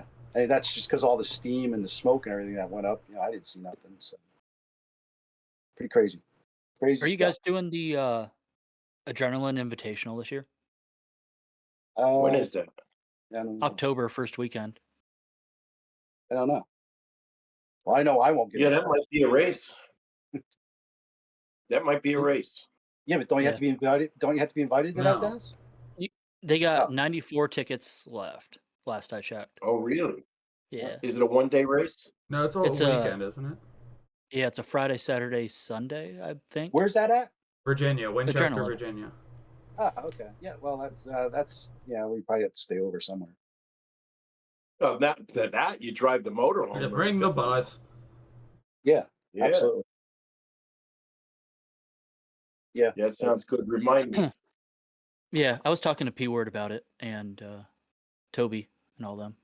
Yeah, it's Awesome. funny because like we start going around these places like what we're doing on the East Coast, and you start seeing familiar faces and the fast guys and stuff, and you end up talking and shooting shit and carrying on, and you're talking about cars and speed and handling. It's pretty good. It's nice. Well, it's even funnier because there's like these imaginary borders that exist. Like I didn't know anyone from around y'all's area besides like I'd see people at Motorama when I go to Motorama, but then I didn't like start knowing people and start to go into LCRC, and then I'm like helping Duffy out announcing races at trains and pit stop and the factory, and so then like I'm seeing these people again and again. But then when I go to Brown's in Ohio, which is closer to me than any of those places, then it's a whole group of people I don't know. And if I stay local, only a handful of our local guys travel. Then when I go down to Virginia, it's a whole different set of people. So it's like I'm only 2 hours from these places, but that's their border, and they don't come up or east or whatever. Yeah. Well, that's I mean, like Dennis and I, we're to go to these places. Like, oh, you guys got to come up for LCRC for a weekend. Try it out. You'll love it. And Kevin made mention. Kevin's the owner of LCRC for those that don't know. He made mention in the one podcast that he and his wife did about some guy that came up to him that never raced there before, and he couldn't believe the facility and the people and the camaraderie, everything. He couldn't believe it, and he said he's going to be back without question. Unfortunately, the guy said ruined it for every other place. Yeah. No, they really do. Yeah. We're so fortunate to have that place that almost everything else in comparison kind of sucks. Yeah, I mean, I told Dennis that I think the only thing that's comparable, and that's because, well, I'll tell you which one it is to me, perfect, is Drake's. And that's because he spoke with, Kevin about, how to design a track or, how to build a track with, and I'm sure he knew too, but, I'm sure Kevin probably had some type of input, because that place is set up again. Everything's right there. So on the West Coast, that's a nice track. So I'd somehow like to get out there. I don't know how it would ever, because car or plane track. What's that? I said car or plane probably to get out there. Yeah, probably plane. Yeah. Not by foot. Yeah, I wouldn't walk there. No. No, that's Or too much moped. work. Consider Yeah, riding that's my too much work. bicycle, but Yeah, they're a little faster than walking, I guess. Yeah. but it'd be if anywhere that'd be the track that I like to try. There's one in Florida too that's a real nice track, but I don't know the name of it right now. But Dennis, like you were saying, I want to get out to Tom's track. It's yeah, Tom's track is comparable. That's Like it's a a 1 day. Rhythm RC. Yeah, Rhythm RC is they moved the program. They had 150 entries maybe, and they don't have lights. So they Yeah. got 2 rounds of qualifying in and the mains, and we were out of there before it was dark. And That's Tom awesome. keeps the program moving. yeah. I just saw he appreciate bought that. in. I just saw he bought in a truckload of dirt too. Yeah, I saw that on Yeah. Facebook. Oh, yeah. Yeah. So I tell you, Tom's. Again, Tom's growing a good program there. Yeah. I jokingly said to him, I said, with all these entries and stuff and having to, only run 2 rounds, I said to him, I said, you're gonna have to find a bigger place, more trailers and more tents and everything. He's like, huh. He goes, I know. And he sort of had that look like, yeah, I know, but I don't know if I want to think Yeah. about it. Yeah. Later. Yeah. Tom's one of the nicest guys in RC, so I wish Yeah. him the absolute best of success for that track. Yeah. Oh, we take jabs at each other all the time, and it's so funny. He makes you laugh. He'll say something, and I'm like, oh, he's good. He's funny. Yeah, and actually, he and I both found out they were grandfathers almost at the same time. Going to be grandfathers, so it was That's kind of awesome. funny. Nice. Yeah. So what's one thing you guys would like to change in RC for the better? Well, we already discussed my biggest peeve is marshaling. That's your biggest peeve then, Rob? Yeah, because I think that controls a program. That makes or breaks a program. Mm-hmm. Look, I don't want to look. I'm just going to put it out there, and I'm going to say it. Bold statement. I'll probably catch hell for it, but it's the truth. So, Barn, just like Barn, Barn, if they ever get people to marshal and get that program to streamline itself, they'd have some really good racing there. The track's unique in itself and the material that it's ran on. Granted, nobody has a couple $1,000s to screen all their dirt. You know what I mean? So, and I think as that program grows and they show that they can do it and make minimal upgrades as they go along, I think they would have one of a hell of a place to race there. But people, I don't know what it is. I don't want to point fingers, and I'm not going to say who I think it is because I don't know. But I know it's the flow and the marshal. And I think once they get that fixed, man, that place is going to be jumping. They really do. And people still hold out, hoping for the best. So that's good. So, How would you fix that, the marshaling situation, Rob? Start docking laps for people that don't show up, or Dennis and I talked about this too, and it's like it's hard to do. What do you do? Like, how do you? You don't want to penalize You anybody. dock them. That's what you do. You What's that? dock them laps, or listen. At the they had a big race, and if you didn't come out to marshal, what they did is it's like going once, going twice. You had to repay the entry fee if you're going to continue to race, and you didn't have to pay it to the track. You had to pay it to the guy that marshaled for you. So you Oh. had people running to get that marshal spot because it was $50 or whatever the entry fee was to marshal one thing. And if you don't like it, you could take a hike. I like that idea. I That's a like good that idea. a lot. You're gonna have people fighting over for marshal spots. Yeah. Well, I thought LCRC a couple podcasts ago they were talking about hiring people to marshal. That would be the best alternative, but who are you gonna? But I don't. What price tag is it gonna cost for someone to stand out there for 12 hours a day in the sun and flip cars over? Like, right. That's gonna cost a lot, and you need 12 of them. Yeah, I mean, look, Yeah, you need more than 12. Yeah, I mean, maybe they can get the high school kids to come in or something. I don't know. But I mean, that's the only people I could think of doing it. I thought a lot about that. I put a lot of thought into that because I thought some tracks, that's the only way it's going to change. And I thought, well, what's it worth to people to not have to marshal? And how fast can you do a program if marshals don't have to come off the track? Because what I've experienced at some tracks is the race is over, the drivers come off the stand, you go up on the stand. you're sitting there, you're waiting for the marshals to get in position, pretty much most of them before they release the cars. And some tracks, man, you're sitting there revving your car for 5, 6, 7 minutes waiting for the guy to finally come out to take his position. But if nobody, if the marshals were in position, you'd come up the stand and go right off the ramp and do your warm-up lap or whatever it is. And the other thing is people being late to their race. How can you be late to your race? I know I've never been late to a race ever. That's maybe funny unless that you say I that, was 'cause back to back or something. I always know when I'm racing. Yeah, the lateness But on you have to have a rotation. What's that? the lateness on drivers. I noticed that for some reasons people seem to be lagging behind. I don't know why. But, that is something that blows my mind. Like, well in advance if you're back to back, so on and so forth. If you're back to back, bring everything up that you're going to need. You know what I mean? Yep. And Like, you know how what? hard is that to bring both cars up to the driver's Like, seat? if And you, I'm not good. No. Good. No. well, if you need a minute, like if it's a smaller entry race, like it's, you're dealing with 50 entries ish, and you're back to back, you're running 4 classes, and you really don't have much time in the pits. You only got a battery for each car or whatever, and you need a minute. Go up to the race director and say, "Hey, I'm race this and that, and I need a minute here." That 9 times out of 10, the race director is going to do what they can do to accommodate, and at least they know. But if the race director doesn't know, then they're going to call for you, start the race when you're not there, because they just think you're going to lunch or something or whatever, and yeah. All right, Dennis, what do you have to say about that? Dennis is biting his tongue. Look at him. He's waiting. He's waiting. Oh, I know. I'm just waiting. So Rob, he's much better now, but last year or the year before, he had a knack at just getting me so worked up before I'm about to race. And if I'd have a back-to-back, I say, Rob, I am going to go up there, and then when the race is over, I'm going to stay on the stand.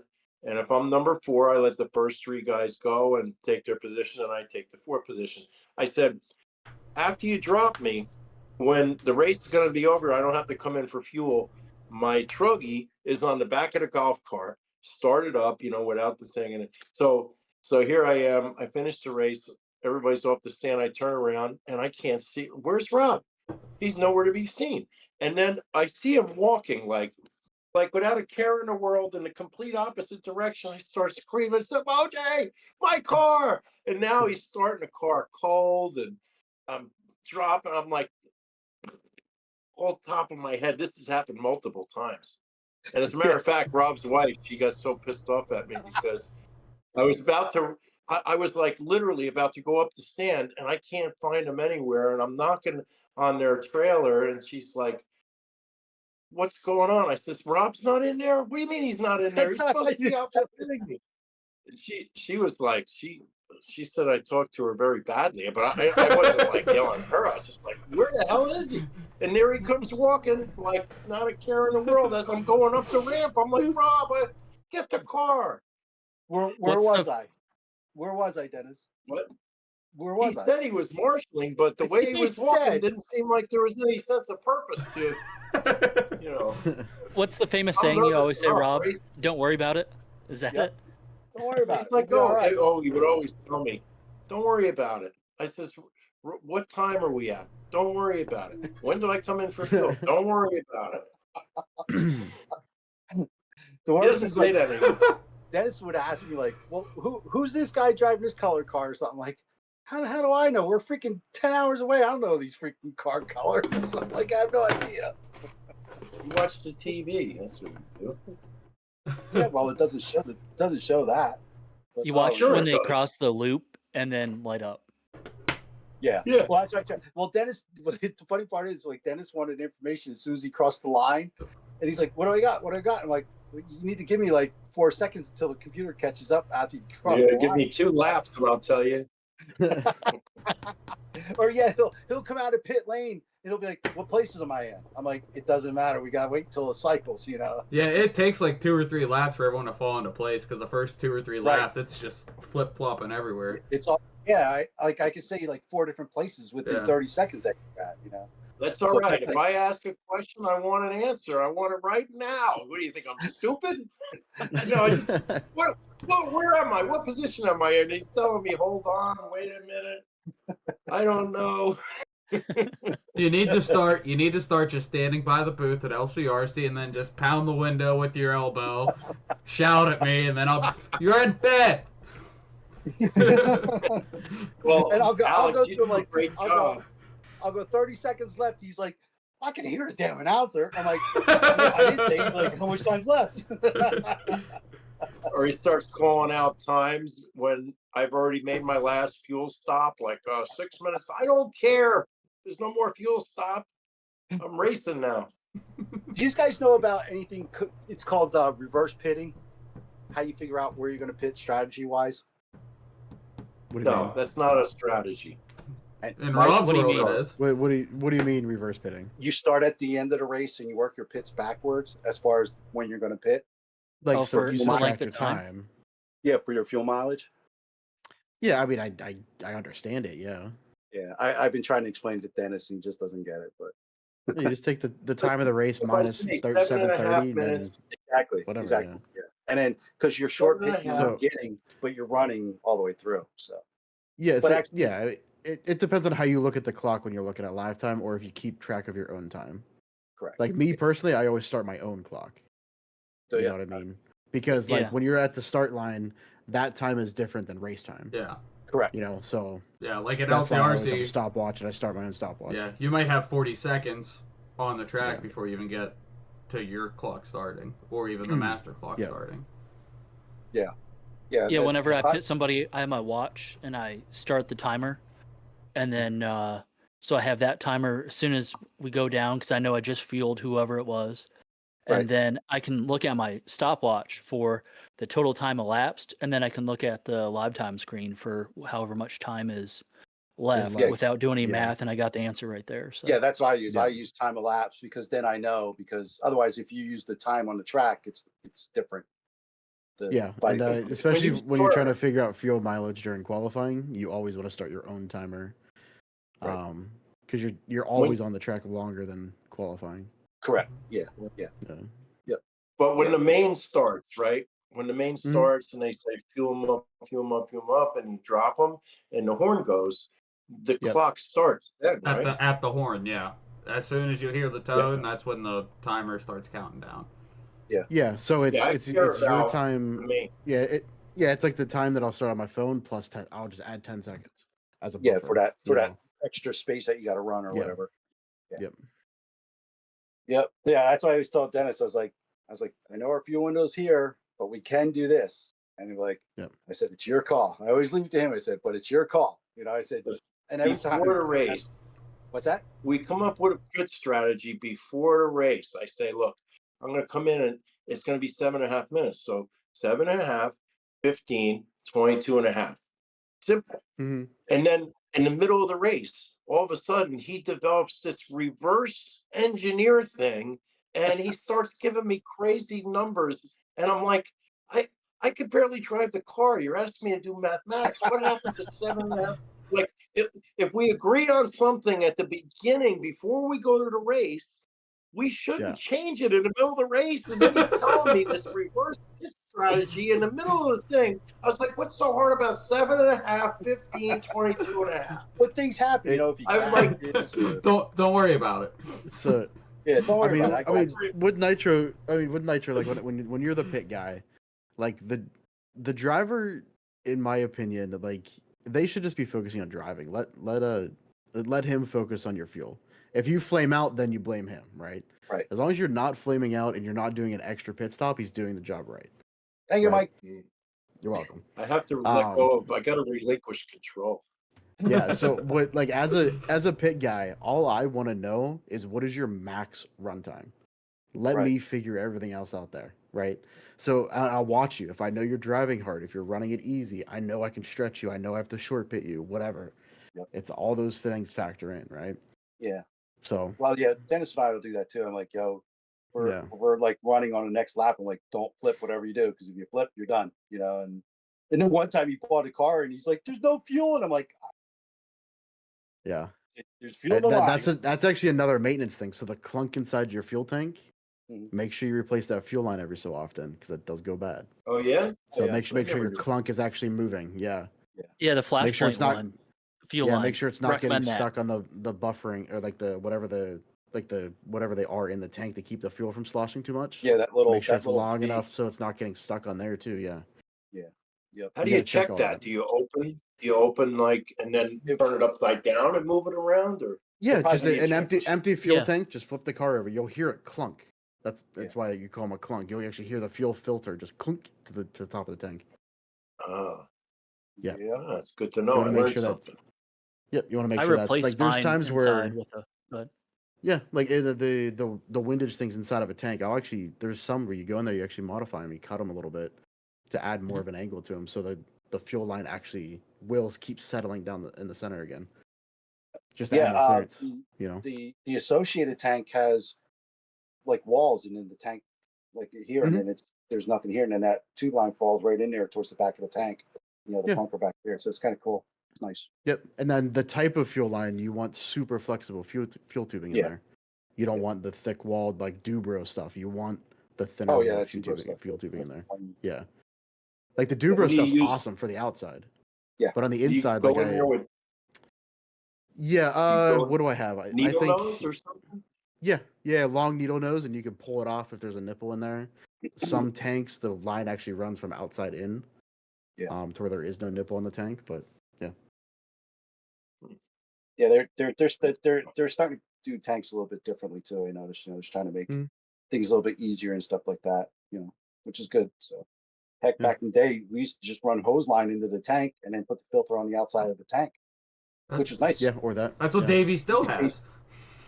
Yeah. What's that? That's what Davey, our co-host, that couldn't make it tonight on his MBX6. Oh, really? He still has the same thing. Yeah, I think he still doesn't have a clunker. I don't know. Yeah, I mean, you just put the fuel line in there, and then to change your filters outside, so you can always change your filters. And you got to run like an extra foot of fuel line too, so since it's not clunking. Yeah. But do what you got to do.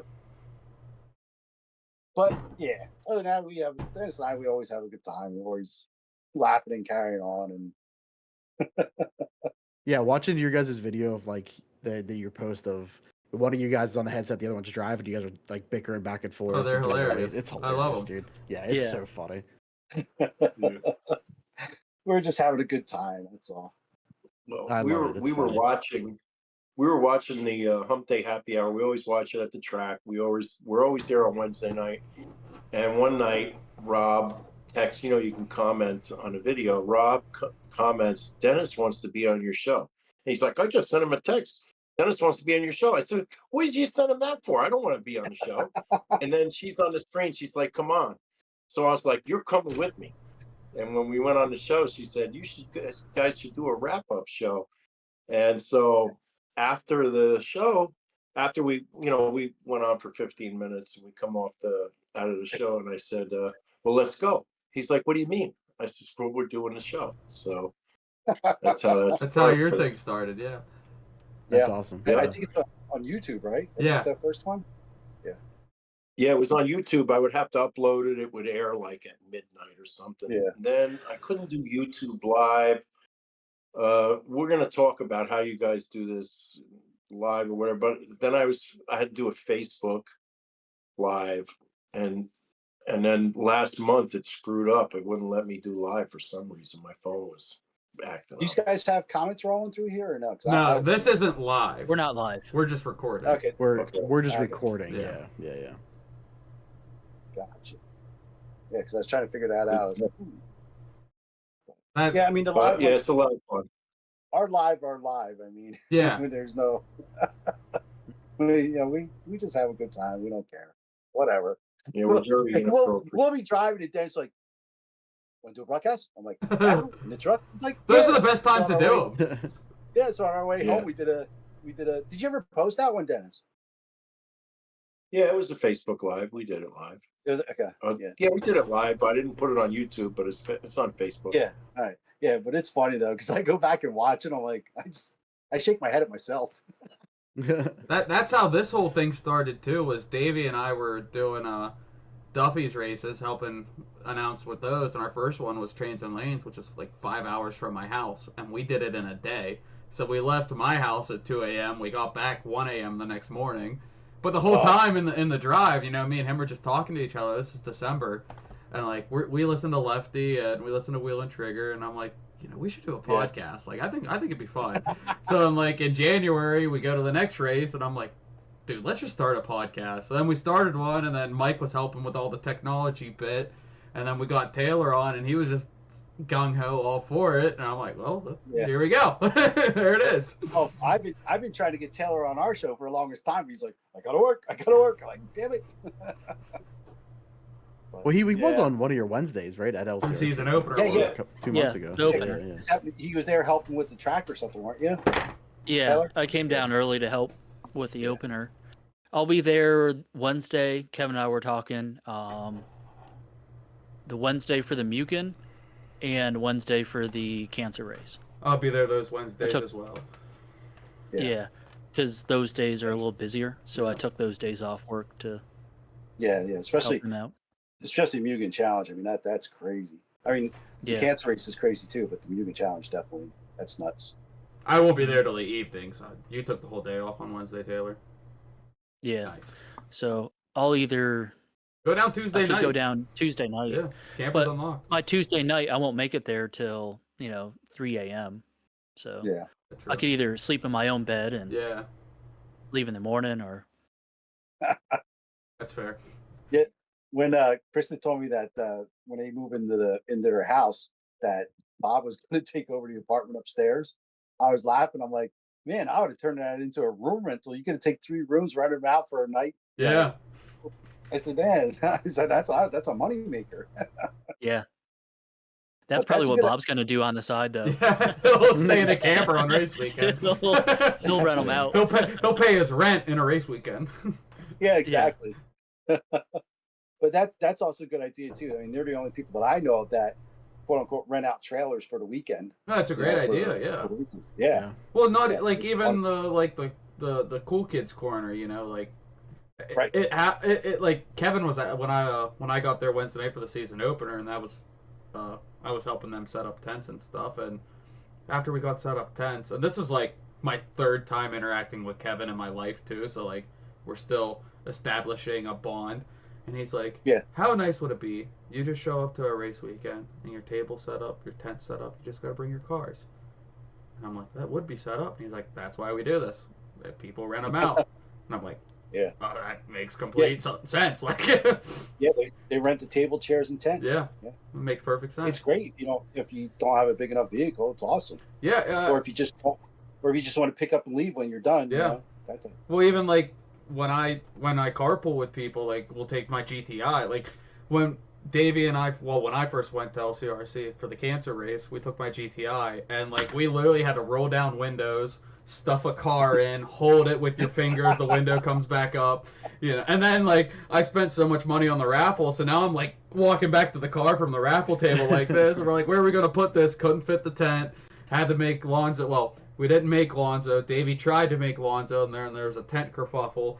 And then Lonzo ended up having to take Davey's tent home because we could not fit it. And I was like, Davey, it's not my tent. It can fucking stay here for all I care. I'm taking my raffle winnings. I won shit in the raffle. That's coming to my house, Yeah. Yeah, that's what's nice about the cancer race, man. There's all kinds of stuff. Oh, it's a blast. That's like anyone listening, if you can only make one LCRC race a year, cancer race, because it is just fun the whole weekend. There's so much other stuff going on with the bingo and the cornhole and the constant raffles, and it's all, what was it, like 28 grand or something they raised for St. Jude's last year? I forget what the exact something like that. Yeah, it was impressive. Yeah, very impressive. It's all an amazing cause, so it's awesome. Well, I'll tell you what, this Party Rock race should be pretty good. Kristen's really hyping up this band. Oh, I'm stoked for the band. Yeah, I don't, Hillbilly something. I gotta look them up. But yeah, we'll see. Hillbilly Diesel? Yeah, Hillbilly Diesel. Yeah, Hillbilly Diesel. So I was like, we'll see what it is. I'll be front row with my drinky drink. See, that's what's nice about my spot. We're already up in the announcer's booth programming for the qualifier. You're right. Me and Kevin will be up there making heat sheets. Fuck. Yeah, but at least you'll have if they do it right down there at the where we do the podiums, Yeah. you'll still be Yeah. front Yeah, row. yeah. I'll be backstage. Well, Yeah. Kristen told Kevin that he needs to build a bandstand for the band. I don't know if he got ever into that or not. The way I look, I tell some farmer that he knows, like, yo, I need a flatbed truck. Yeah, bring your trailer or whatever. Yeah. Yeah, bring me a 25-footer and or bigger, whatever they get. I have a question for the party. I got two questions. First for Rob and Dennis here. So, should I refer to you guys as Rob and Dennis Somogyi or Dennis and Rob Brew? Because I mean, I think we're definitely borderline married between you two, which is cool. That's fine. Dennis is Bumpmaster B, and for a while, Dennis was calling me Slow-Mo. Bumpmaster Brew and Slow-Moji. Well, we tried the AOC thing, and I don't think you fell for that. And you changed. No, because I don't want to go into that. But, I recommended AOK. I liked AOK. That was fun. But the question for the statement/question for the whole group is, I've been taking note with, at least in the United States, I truly think the best, like the fastest drivers of all levels, I think they come from like our northeast area, Pennsylvania, New Jersey, New York, even like the top part of Virginia and like the eastern part of Ohio, or well, most of Ohio really, because if we start, you got a lot out of it. You start thinking on a pro level, you got Joe Bornhorst, Ryan Lutz, Spencer Heckart, Joey Bourdon, right there, all in Ohio. How many fast guys that race at LCRC that are from that area, that four-state area altogether? I mean, everyone in the expert Gavin. class. Yeah, Gavin Vicina. And then like at Motorama. Well, the other Gavin, not our Gavin, the other Gavin. Gibbler, yeah. Nipple? Yeah. Yeah, Gavin. Ethan Mechanic. There's too many. Colin. Gavins, There's a lot of Gavins. I mean, the thing is at LCRC, no matter which race you attend, you're going to run into a pro racer. Mm-hmm. It happens all the time. Yeah, exactly. Yeah, some level, some skill, they're there. But define what's fast though, because this is like a theory of relativity. Yeah, because this is anything that passes you is fast. That's everything on the track. Yeah, that's 30 people above me. You're slow. Yeah, if it passes you, you're slow. Well, Taylor. So I'm looking at our top 20 list right now for the Drivers Point Shootout that can be found on the Slowest Fast RC Podcast Facebook page. Uh-huh. And I see within our region, Joey Bourdon, Lee Setzer, because he's down in Virginia. Let me see. Well, Ryan Lutz is Ohio. Lee's technically Florida, right? He's from Florida. Doesn't he reside up in Virginia though? Well, now, but I mean, like, I'm talking about where were they born and bred at from my statement. Yeah, well, it's like UFC. They're from Brazil, but they fight here somewhere in states under. Where did they gain the skill? Like, what got them to where they are now? You know what I mean? Yeah. But then he also kind of practices at Adrenaline. Well, yeah, all the time, no, and so, yeah, you know. I would go on a limb and honestly say the eastern side of Ohio has bred some of the fastest racers in the country. Yeah, I'd agree with that. I always wanted to get to that raceway with the Brown. Is it Browns, yeah, where they do the X-ray Browns, challenge. Yeah, I want to get out there sometime. But the track owners they're just awesome. The driver stand, it's like a freaking mansion. Like their announcer's booth is 2 stories. It's got like 8 pit spots in it and like a patio that's all enclosed where they announce from. Oh, it's, and then the guy that what's the dad's name that owns it, Mike? Do you remember? Jeff Brown. Yeah, Jeff. He does all the military auctions. So like all the equipment they use is old like army dozers and stuff painted army green, and he like buys trailers of MREs. So he's like selling cases of MREs for $20. Like he's a trip. It's awesome. Yeah, I would like to get out there. I think I really would. But anyways, back on topic.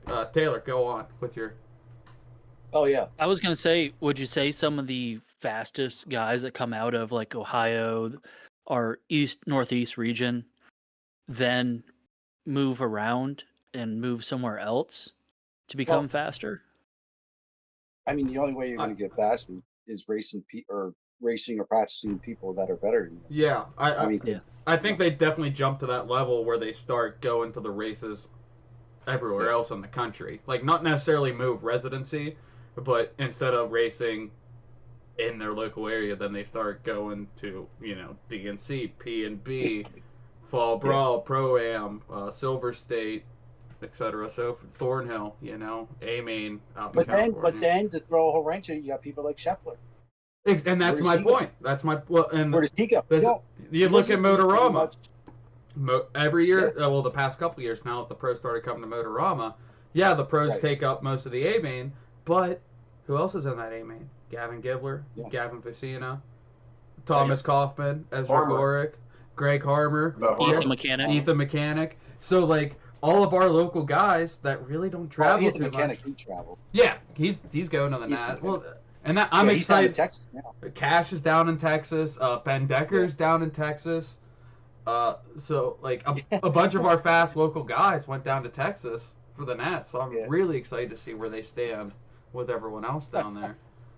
Yeah, it's interesting to watch on TV the races that and see. And then like Thomas Kaufman at P&B kicked ass. Oh yeah, right.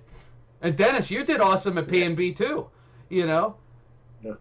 Like, and not a lot of people in our area are doing great everywhere else too. And I'm sure if I was from another area and those local guys that traveled, I'd see the same thing. Maybe it's just because I don't know those people or whatever. But I think our area produces the fastest racers, honestly.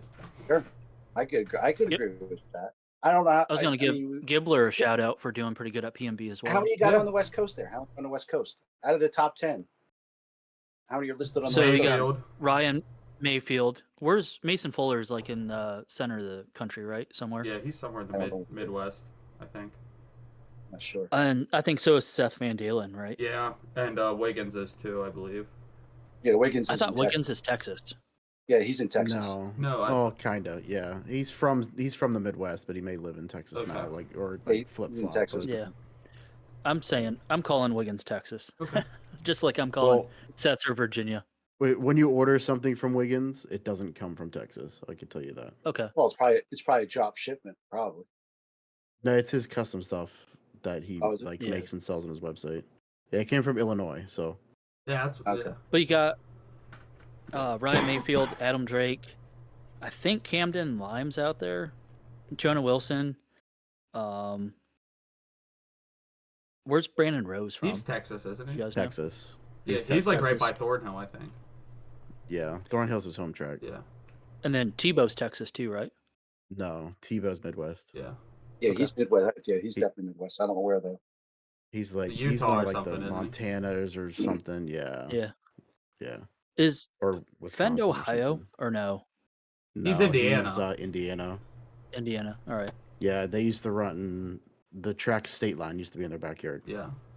Okay. I'm not sure about Cole Caston. I'm not either. Yeah, and the rest of the guys are on our top 20 list are out of the country. Wow, interesting. So here's an interesting thing that I'm gonna toot my own horn for, since Dennis don't want to give me credit for Pitt and being a great pit guy, but not only that, has a sense of urgency and a knowing of what to do in case when shit happens. I always tell him you gotta be prepared. So Dennis comes in. I tell him, I said, we're going to pit this time by. He goes through his laps, comes through. I said, okay. I tell Dennis, I see you, just to confirm that it's him, because there's another car out there, like you said, that looks like him. And I say, I see him means he's coming through these little S things before up the pit road. He comes to pit road, he misses pit roads and crashes. So he's on the bottom of pit road. No one knows he's there. I grab the fuel gun. I run down pit lane. I grab his car. I put it on the stand, wherever the stand was close to me. I put it on the stand, filled him up, and threw him down pit lane. He's like, you can't. No, that's a good job. because you don't have to pit in your box. The rule is the car has to sit on the wood, whatever. Is that a rule? Yes, Okay. it is. Gotta touch It is. the rail. It's a spoken rule. I mean, I don't, but Gotta you touch the rail. you can't grab your car and fuel it in the air and then let it go. You got to. Okay. Everybody knows you have to touch it. So, but yeah, he crashed on pit road coming in. I ran all the way down to the entrance. I grabbed him, put it on the thing, fueled him, and threw him off. Now, I don't think that is a rule because I see a good amount of people that use two people to pit, where they grab the car in the air and they never put it on the wood or anything like that. Yeah. I've never known that to actually be a rule. I think that I personally think that is something. I think it is. We'll have to find out. Let us know in the comments if this is a rule.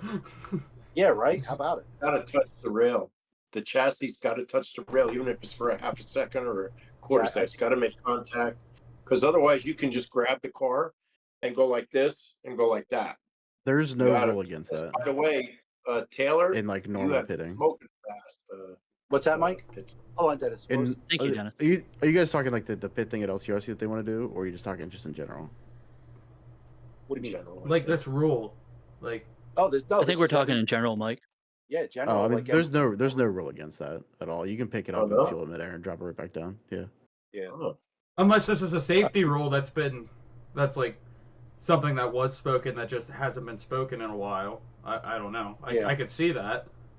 I'm not a nitro guy at all, so I have no idea. No, it'd be interesting. I mean, but that's how I've learned it. If you're coordinated enough to pick up a car one-handed, lift the fuel open and gun it and drop it all at the same time, more power to you. Holy shit, awesome.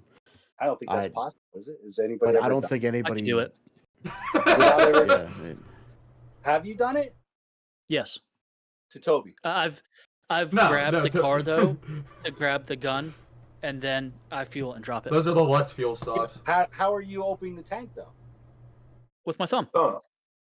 I have my palm underneath the bumper, and I use my thumb to pull the. What else do you use your thumb for? Playing video games. Thumb wars. Come on. Taylor does. I got all my. Taylor does great in the dating world. I got all my bandages off. I'm good to go. Oh, there you go. That was quick. No, well, it's still sore. Well, I'm sure, but like. Let's see it. Show the thumb. It's not. Can you see it? Not in the camera. Oh, it's over there here. It is. Yeah, right there. So it's not bad. Oh yeah. Oh. Good. But yeah. So I tell you, thank God they gave me pain medication because man, oh man. Is that your catching hand or is that your fuel gun hand? That's my fuel. Oh. Well, depends if we're running reverse. Oh. Mm. Yeah, exactly. That's what's it going to be this weekend? Normal rotation, I bet. We always which way's the track? He always does clockwise, right? No, not always. Sometimes they change it up. Yeah. But I mean, if they're going regular, I mean, the catch is right hand stops it. Left. I'll be fine. Regular left hand catches it. No, because the car's coming this way. Car's going Left right to hand left. Left hand catch. Well, it depends on how you like. Unless you're doing something super weird. Yeah. No, like LCRC the it's left hand catch, right hand wing. Because then the tank's right in front of you. Yeah. Yeah, and then you just drop down and drives left. Yeah. Got Rob rethinking his whole life right now. Your fuel gun's in your right hand. Yeah. So you're catching with your left. Right hand. My fuel guns are and my you're catching right with hand. your left. Make an L with both hands. Which way does the L go, though? I forget. See, that's the type of conversations we have in the race. All right, Dennis, how do I catch your car? You're up there driving like, huh? You'd be like, Dennis, you remember when we stopped last? I forget. Yeah. I'm gonna take a pee break. Okay. Oh no. We could talk about it. Take them. Oh, the conversations and the things we do. Funny as hell. I was so stoked when Taylor had the idea of reaching out to you guys. I'm like, this is gonna be probably the most fun one we have ever. So just like all the when we did when you guys had me on your podcast, the whole time sitting there, all I could do was just laugh because it was just so. Yeah. Like, you guys are just hilarious in your stories, and then every time we're talking in the pits, like it's just so much fun. Yeah, we sometimes we do dumb things, but Don't we all? we just laugh at each other and. I mean, honestly, like it's going back to like Dennis, what you said, like going to these races, man. Like racing is only like 40% of it. You know what I mean? The rest of it's the people you're there with. Technically, it's not even 40%. Camping trip. Yeah, it's a camping trip that happens to be racing toy cars. Yeah, you know what I mean. It's great. Yeah. It's funny because like when we were at the last race, we went to the Mexican place to eat, and we were waiting for a table, and there's another guy sitting there, and we started talking to him. He's there. Obviously, you could tell how he's dressed, and he's RC guy, and we didn't even know who he was, never saw him before, and we invited him. Actually, Dennis invited him to eat dinner with us. And he was all happy, excited. We found out that he's a pretty good racer, and he also works for a NASCAR race team. So he's very That's awesome. very knowledgeable. Is it Danny? Was that? Was it No. Danny? No, What's his name? I can't think of his name right off the head. Parson. His first name, I something. think, was Parson. Yeah, I forget what it was, but he's a good guy, really nice guy. He's starting to get into painting bodies too. So, he's starting to get into that because he does all the artwork and what the hell? Dennis knows more. But what is that called? Yeah, he does the vinyl on the cars and all that. Oh, okay. Yeah. Oh, okay. Yeah. Well, like, So I That's cool. can't remember the driver, but he's a decent racer. but that's a great He's got a example. It's a great he's a example right TLR there. car. Like, there's so much, like, let alone, like, the fellowship thing is awesome, obviously.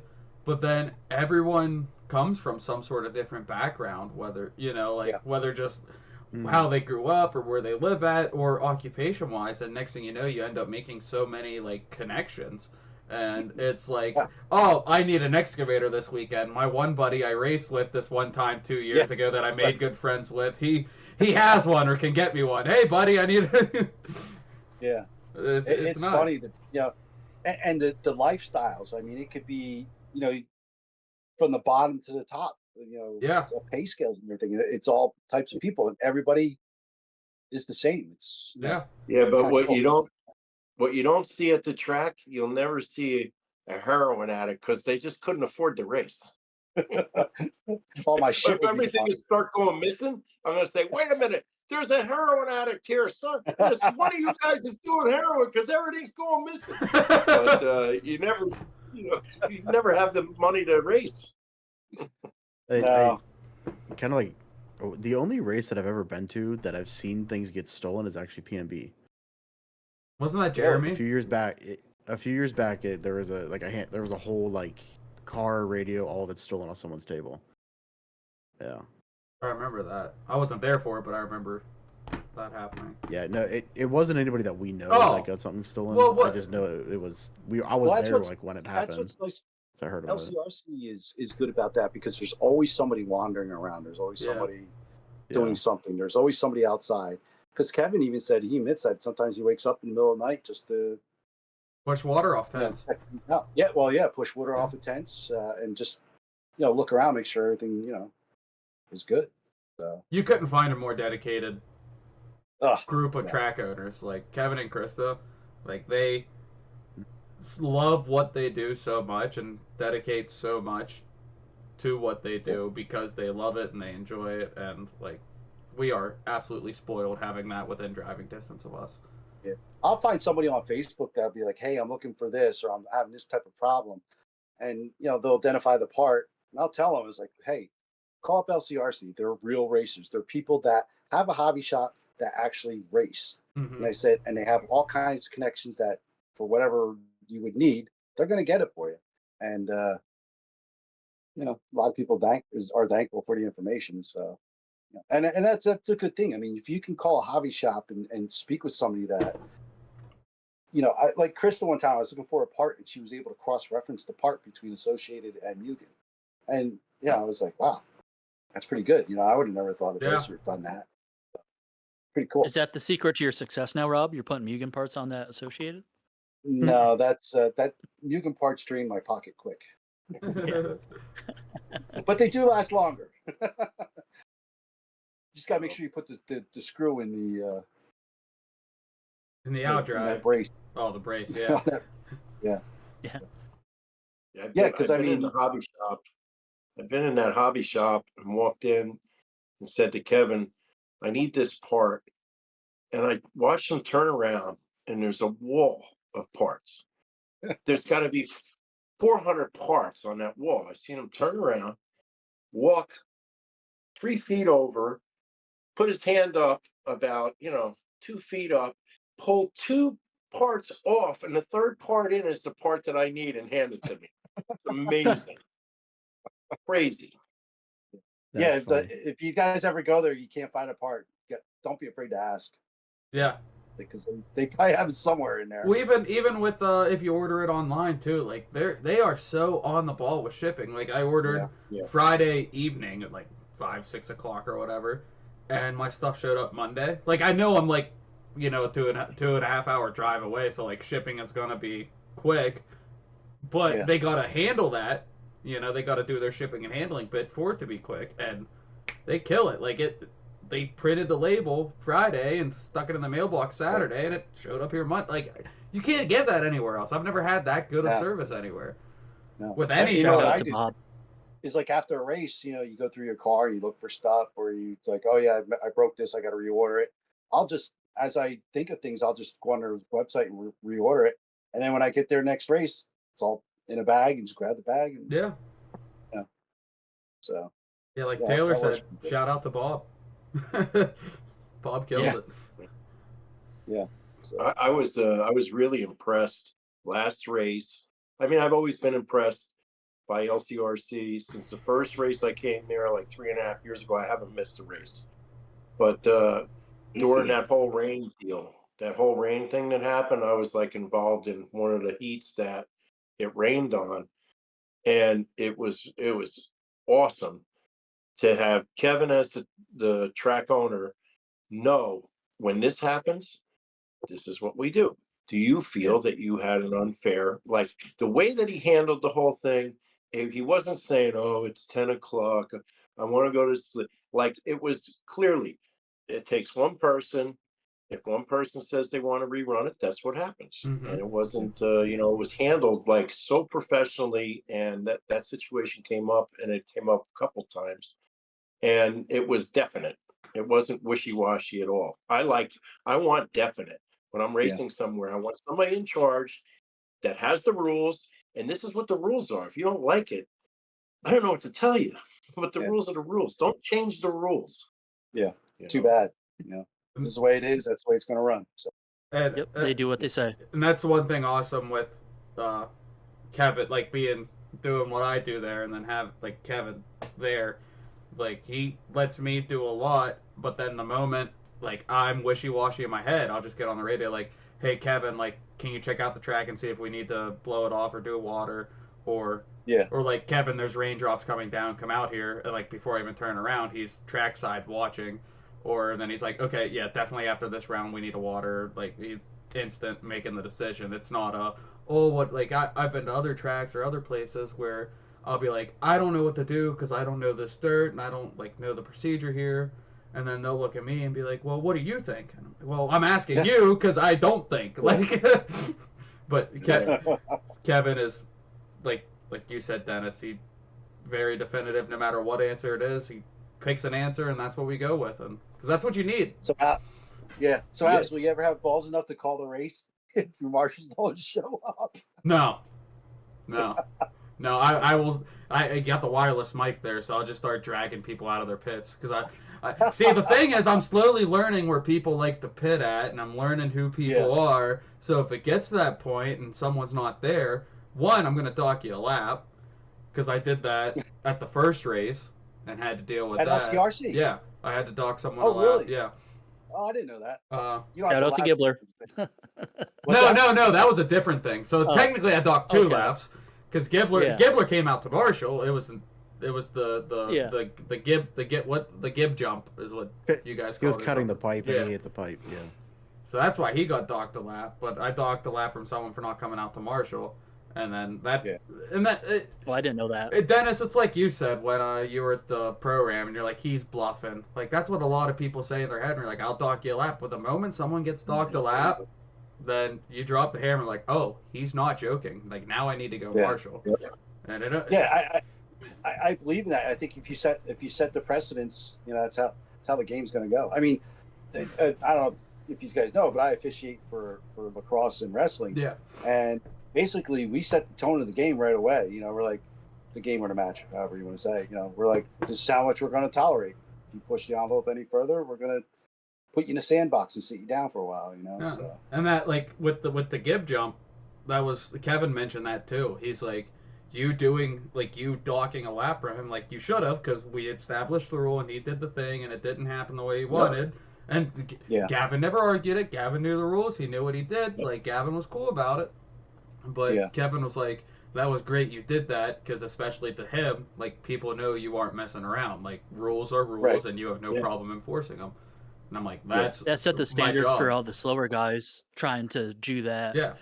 Mess up and all that, whether they hurt a marshal or they're wrecking in other cars and stuff. Yeah. You have that in the back of your mind, like, man, if I can't make this or there's a chance I can't make it, then I get docked a lap. Why would you even try? Yeah, So exactly. Yeah. But Yeah. honestly, I liked watching Gibbler do it, and he was No, it was awesome extremely to see. talented, Yeah. so, yeah. Yeah. Well, listen, he knew there's going to be consequences, and he accepted it. So Yeah. what can you say? Yeah, and that first race, it was definitely faster. If you could do it cleanly every time, it was definitely faster. I mean, it's just like cheating. You're only cheating until you get caught. You know Yeah. what I mean, it's No. and how many times? No. No. Dennis said no. What have you been doing there, Rob?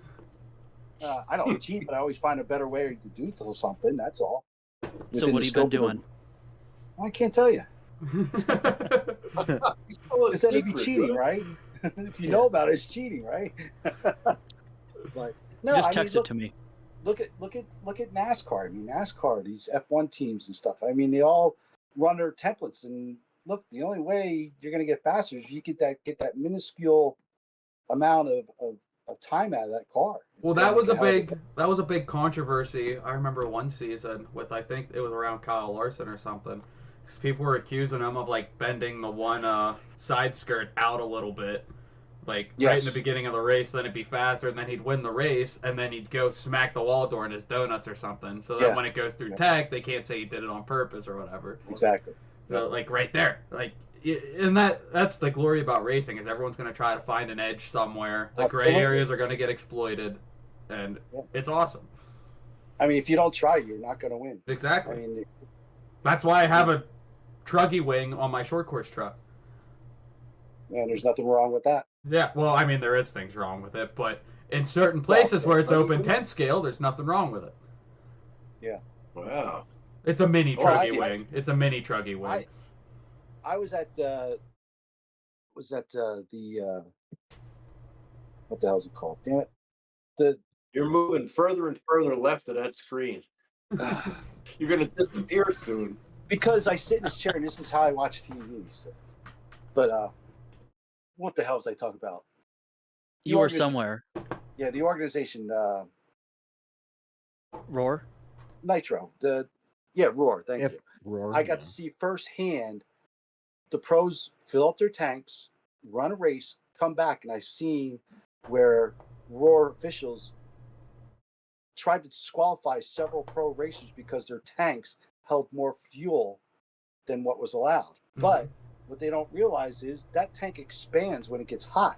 So these guys are putting in the fuel cold, which is the appropriate amount. Coming off the track, the tank's nylon, it's going to swell from heat. And now the Roar comes in, dumps out the tanks, refills it, measures it, and finds out they're off. Well, the simple solution then is, okay, well, do the inspection before you put them out on the race or put them on the track. Then you know, and some people just get bent. You can get bent all you want and argue about it, but how about finding a solution so you can move forward? That's kind of like the rule of measuring the tires after. Yeah, there was a whole tire gate at the last Worlds, wasn't there? Yeah. Like, I think it's Isn't that stupid. crazy? Like, of course there's going to be tire wear. Like, Yeah. And people were getting Especially- disqualified at Spain or whatever because it was so high traction. They were coming off like almost worn down to the foams. Yeah. And Yeah, only so- one manufacturer had a tire hard enough to last that would Yeah. still pass tech. Yeah. Yeah. So the easy solution: measure the tires before they go out. You just got to. Some people get caught up in so much, and I'm like, just simplify it and move on. Yeah, you That's text just them me. and you impound them until one race before they go out. They warm up right next to you, so you know they're not taking them back to the pits. Right. And there you go. ENATs last year, we teched before we got on the track each time. There was never a tech after, so I don't know why that's a problem. That's how we always did like 10 scale buggy, like teching for stock buggy back when we were doing kick and dirt. Before your race, you hit the scale, you get your voltage checked, you get a little sticker on it, and you go straight to the bottom of the stand. Yeah. Easy. Yeah. I understand with the Roar races, there's a lot more involved, but Well, there's a lot of politics in there too. Is my understanding. I don't get into it. I don't want to know about it, but that's what I've heard. But if you don't clear that crap out of the way, you're always going to have issues. yeah. So I got a question for you guys. Do you guys think? I suspect that when you see like the pros drive, real fast drivers, do you think that they get better traction than the average Joe because they're pushing the car so much, like they're getting more heat in the tire than we could get? Oh, 100%. Yeah, Definitely. they're driving to the cars to their absolute Yeah. mechanical limit. Yeah. I've noticed that with my own driving. Like, I can't, I'm not saying I drive at pro level, but Gavin Vucina brought this up to me at Motorama because I was like, Gavin, I hear people are going to blues. Should I go to blues? And he's like, no, you don't drive fast enough. And then I was like, hurt. No. I'm like, fuck you mean, Gavin? And he's like, no, like genuinely, because all of us, we're going to blues or the harder compound because you got to drive hard enough to heat the tires up to have the traction that you need. And Yeah. he's like, I'm not talking shit, but you just aren't at that level. Oh, so So yeah, like that's why you look at a pro setup and you got to take it with a huge grain of salt. To where like, Oh. okay, cool, like link positions maybe, diff setup maybe, but like it's more or less try it, drive it. It's most likely going to be way too aggressive, and then you start turning it back because we can't drive like them. You know. Yeah. I would love to just take a pro that just ran a race and just try to run it, see what it'd be like. Just to see how it feels. do that with your car, with your truggy. Set it up the Brandon Rosa setup and go for it. Man, it doesn't work. Well, there you go. I know it doesn't work because the way they feel something in the throttle compared to the way I feel something are two different things. You know Yeah, what I mean? exactly. Mine, I grab it and go. No, I'm like kidding. That's what Dennis would say. You He do- only knows one speed. Doing wheelies down the street, knocking out Yeah. buckets. And the funny part is, I turned my punch down even on that thing. Freaking crazy. It cost me a lot of money doing that too. Last race at LCRC, he was racing one of his heats, so I'm standing by the turn 2 with all the turn 2 people, and I said 2-1 Somogyi breaks his car in this heat, and 2 of them took it for $5, and he goes out there, and all of a sudden he's driving slow, and I lost $20. Wow. Yep. Well, in Before practice, my Go ahead. Listen, he broke every heat for 10 heats in a row. The one heat I finally bet that he's going to break, he don't break. So then the next heat he's up, I'm marshaling and I'm looking towards the turn 2 crew standing there. I'm trying to like get their attention like again, and I couldn't get their attention, and he broke during that heat. He's in on it 100%. They were paying him. all for $5. Yeah. Yeah. 20. Well, I had to split it with him because See, now he's Hey. he's telling on himself. Only It got was a $7 team out effort. of the deal. He drove slow. It's the first time I didn't see him pin the throttle. you know. I'll tell you what, I would have done pretty good at Pro-Am if it wasn't for that one spot, though, where you Where the bucket is? exactly. They need to move that turn over. That's his gib But- jump. Where the they were calling it the minefield or whatever hell because it was all uneven. I couldn't get through that thing to save my life. my car was all over the place. I don't know if you got to power through it, roll through it. I don't know what people were doing. Some people were getting through it like nothing. Me, I couldn't save my life. It was terrible. But sometimes you get it. Sometimes you don't. I got something to plug. I got a plug. Do your plugs. So Nitro Caddy has a brand new product coming out. It's going to come out at LCRC. I'm going to unveil it on the Hump Day Happy Hour wrap-up show. And I hate to pull a Rob Somogyi and not say what it is on your show, but I've been 8 days, 12, 14 hours a day at work to get this product going. And it's a winner. It's a winner. So and there's nothing else like it. Yeah, there's nothing like it, but I can't imagine that that it's not $5, going to I'll be tell a you. win. Shut it up. What's your PayPal? Emoji. I'll give you 10 to Yeah. tell the world. Yeah, there's So nothing else like I'll it. have it at LCRC, and I'll unveil it during the Hump Day wrap-up show on Facebook Live. So bring a few dollars with you because you're going to need it. Tell the viewers where to watch your wrap-up show at, because this We will do come it out on, Wednesday. Yep, Wednesday at 9 p.m. It'll immediately following the Hump Day Happy Hour wrap-up show, but it's on my Facebook page, Dennis Brew.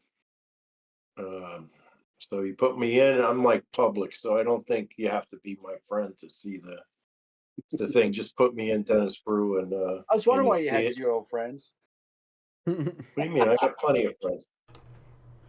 But Nitro Caddy is got a lot of nice colors, and Nitro Caddy is like the 3rd year since I've been selling this product, and I believe in it. And even when people said, "Oh, it's this or it's that," I didn't give up. And as a result, I've been getting good sales all over the country.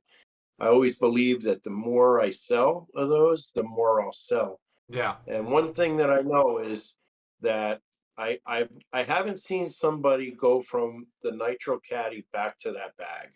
Yeah, not yet. So And everybody There's gets one. There's a couple people down south that had the Nitro Caddies. Already bought them, which is nice to see. I really liked your story, Dennis, of how you found how the Nitro Caddy came to be. When you were on Northeast RC Racers podcast. So, Yep. if anyone wants to hear the story how Nitro Caddy came to be, get on Facebook or YouTube, look up Northeast RC Racers podcast, find the episode that Dennis was in, and listen to that, and you can hear all of Dennis's story and how the Nitro Caddy product became what it is now. And it's a really cool story. I really enjoyed that. Yeah, that Nitro Caddy's come a long, long way. And you know what the funny part is? You think Dennis and I would have like the best one or the new prototype or something? We still got the freaking first edition. Well, yeah. Use the one no one's gonna buy. I'm 3D printing all this stuff, and I'm just now starting to 3D print stuff just for me. But like, here's a tool holder. This is one of my prototypes to get sizing. This is what I use in my house. Like, I can't sell this, so I'm not selling anything. But I'm not gonna do nothing with it. Might as well use it. It's just funny. Listen, so Alex, so for 8 days, I thought of something just before I fell asleep. And then I texted it to myself. And then last Saturday morning, not yesterday, the Saturday before, I got a full sheet metal shop, right? Right. So I went and I made the prototype out of sheet metal. And then it worked just like I thought it would work. So then I've been like 8 days of staring at a computer screen, that AutoCAD program, learning how to use AutoCAD to make what I made so easily with sheet metal. I want to be able to. I don't want to touch, like, the Nitro Caddy's got a lot of labor involved. I do all the labor on it. I don't use my employees for that. I do it. Okay. I just want something that I can push, print. You got a CNC machine? Take it out. What's that? You have a CNC that cuts it all out for you? No. But I bought some 3D printers. Oh, okay, gotcha. So I want to be able to print the stuff instead of, can I make it out of metal? Sure I can, but that requires labor and sheet metal breaks and Yeah. me touching it. I want to just push the button on the computer. Right. Yeah. But what a learning curve that is, but I'm completely obsessed. Oh, Completely obsessed. it's addicting. He was forced to learn it, right, Dennis? Huh? You were forced to learn it. Yeah, well, so I had a guy that was doing the 3D printing for the Nitro Caddy stuff, and I got ghosted, and so that caused me to say, you know what, I want to learn it, so I'll learn it. And you got to want to. Anything in life, you got to want to. Mm-hmm. If you don't want to, forget about it. So I just happen to want to. He's got shit laid out all across his shop. It's so funny looking. He's like, I'm working so much, I got shit everywhere. I'm like, well, I don't know about the sign business, but it looks good for the RC business. Dennis, you're doing This- the coolest thing, and I think we can all relate to that, is how you are finding a way to do something you love and make money off of it and make people happy with what you're doing and sell a good product and put a little money in your pocket. I think that's like what everyone in life wants to do in some form or fashion. So that's very awesome that you found a way to do that. This week, if I had $100 million, I would be doing exactly what I did this week. It's just, if you have a 3D printer or you know anything about that program, there is a number of obstacles that you have to think, how do I do this? How do I get this angle? And then every day on the way to work, I usually go into work at 8 o'clock, 8:30. For the last 8 days, I've been like 5:30 in the morning, like 6 o'clock in the morning to 8 o'clock at night. But on my drive to work, I drive in silence. I'm always that guy that has to play the radio or a podcast or YouTube or something while I'm driving. But in silence, every day on the way to work, I thought of how to solve the problem that I experienced the day before. And sometimes it's a block away from work. It comes to me and I'm like, I go right in, and what I thought would be the solution to that problem that I had yesterday at the end of the day actually works. And coming up with different ways to do things is it's the greatest thing ever. Awesome. He's like a little kid in a candy store. He calls you up, Rob, guess what I did? I'm like, okay, sounds great. Tell me what you did though. Taylor, what were you going So I to don't say? know what you're This It's new fun. product, Dennis, it's going to be available for sale at LCRC, and if Yes, it so, will. how many of them will you have with you? Well, there's gonna be a limited supply, but I already looked at the potential buyers and how many based on entries and stuff like that. If I don't sell out, I would be surprised, but I'll have some product. But it's just So a time everybody crunch listening now. knows to jump in line. Yeah. And then I got another one that came to me today. That's a home run too, but I'll have a few of those prototypes for you guys to try. Oh yeah. So bring your wallets to LCRC this weekend to get some Nitro Caddy garb, and also to bet against Dennis and win your money back when Somogyi drives slow around the track. Yeah, listen, there's odds on everything. Find me when Rob's up, and we'll We come do up with bet some on the bets. Me and you I got to got get in on $100 that. on him for Q1. I'm going to take his radio and take the dual rate and put it to 20%. Dennis, I want in on some of this. I love like gambling like this. I love that stuff. So we'll do it. We'll do it all Listen, weekend. so everybody knows the unit of bet is $1, and there's odds on everything. It's either 5 to 1 odds. I'll walk up and I'll say 10 to 1. This happens. All you have to do is say bet, and it's understood. It's $1. We're not, It's like playing Russian roulette, hitting 00 twice, right?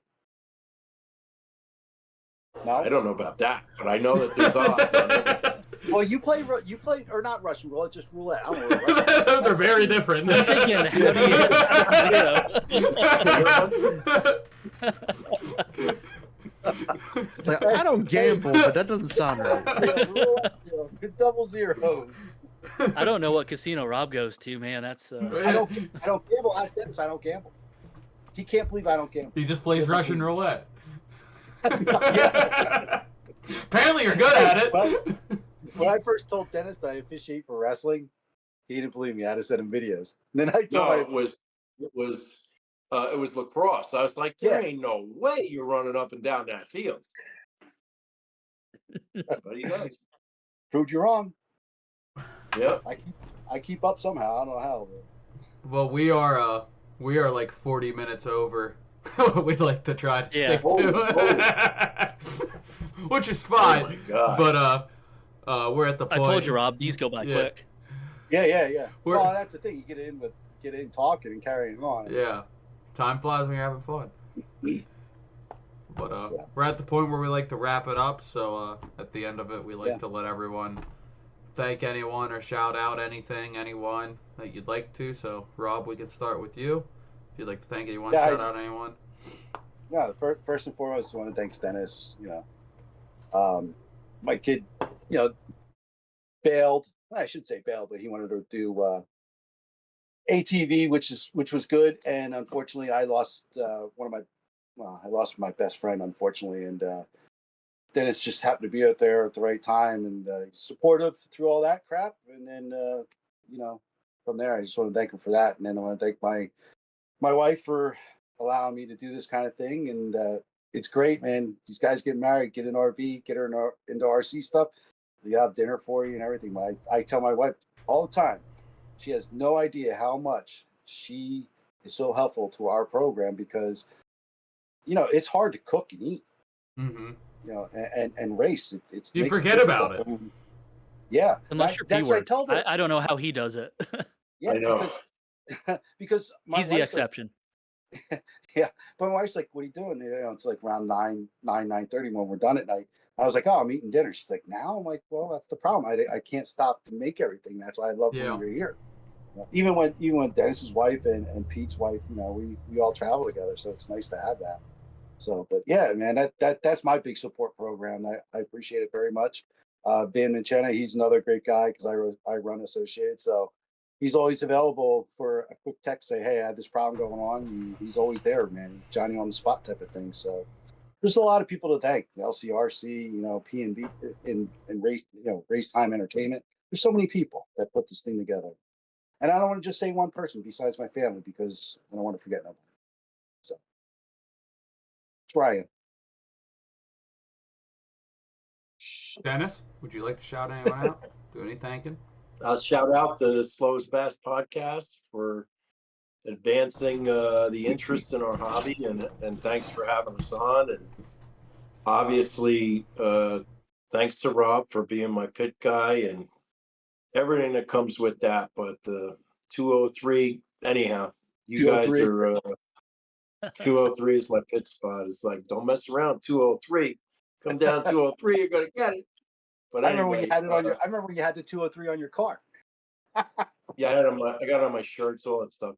But anyway, thanks guys for having us on, and thanks for joining. We need more people. Thanks for we need coming more on. people into the hobby and listening to this type of stuff. They'll realize how fun it is and what they're missing. So thanks. Taylor, Mike. I'll just say shout out to LCRC, Toby at 46RC for the media coverage. And I was looking forward to doing this podcast with you guys. I knew it would be a blast. So thanks for coming on. And I want to thank the viewers and the listeners. And also be sure to know that we're on Apple Podcasts now. Oh, awesome. Yep. Definitely can't forget ACS Hobbies and Tony over there. Mm-hmm. So. And I think everyone covered it. Like, subscribe, share. We're on Spotify, YouTube, Apple Podcast. Like, subscribe, share on all platforms. Comment, please and thank you. And Thank you, ACS LCRC. Thank you, guests, for joining. Thank you, listeners, for listening, and watchers for watching. And remember, you got to keep it on its wheels, keep between the pipes, and guess, what do we say? Slow as fast. Ah, they nailed it. Let's go. See you later, everyone. Or else you lose $5.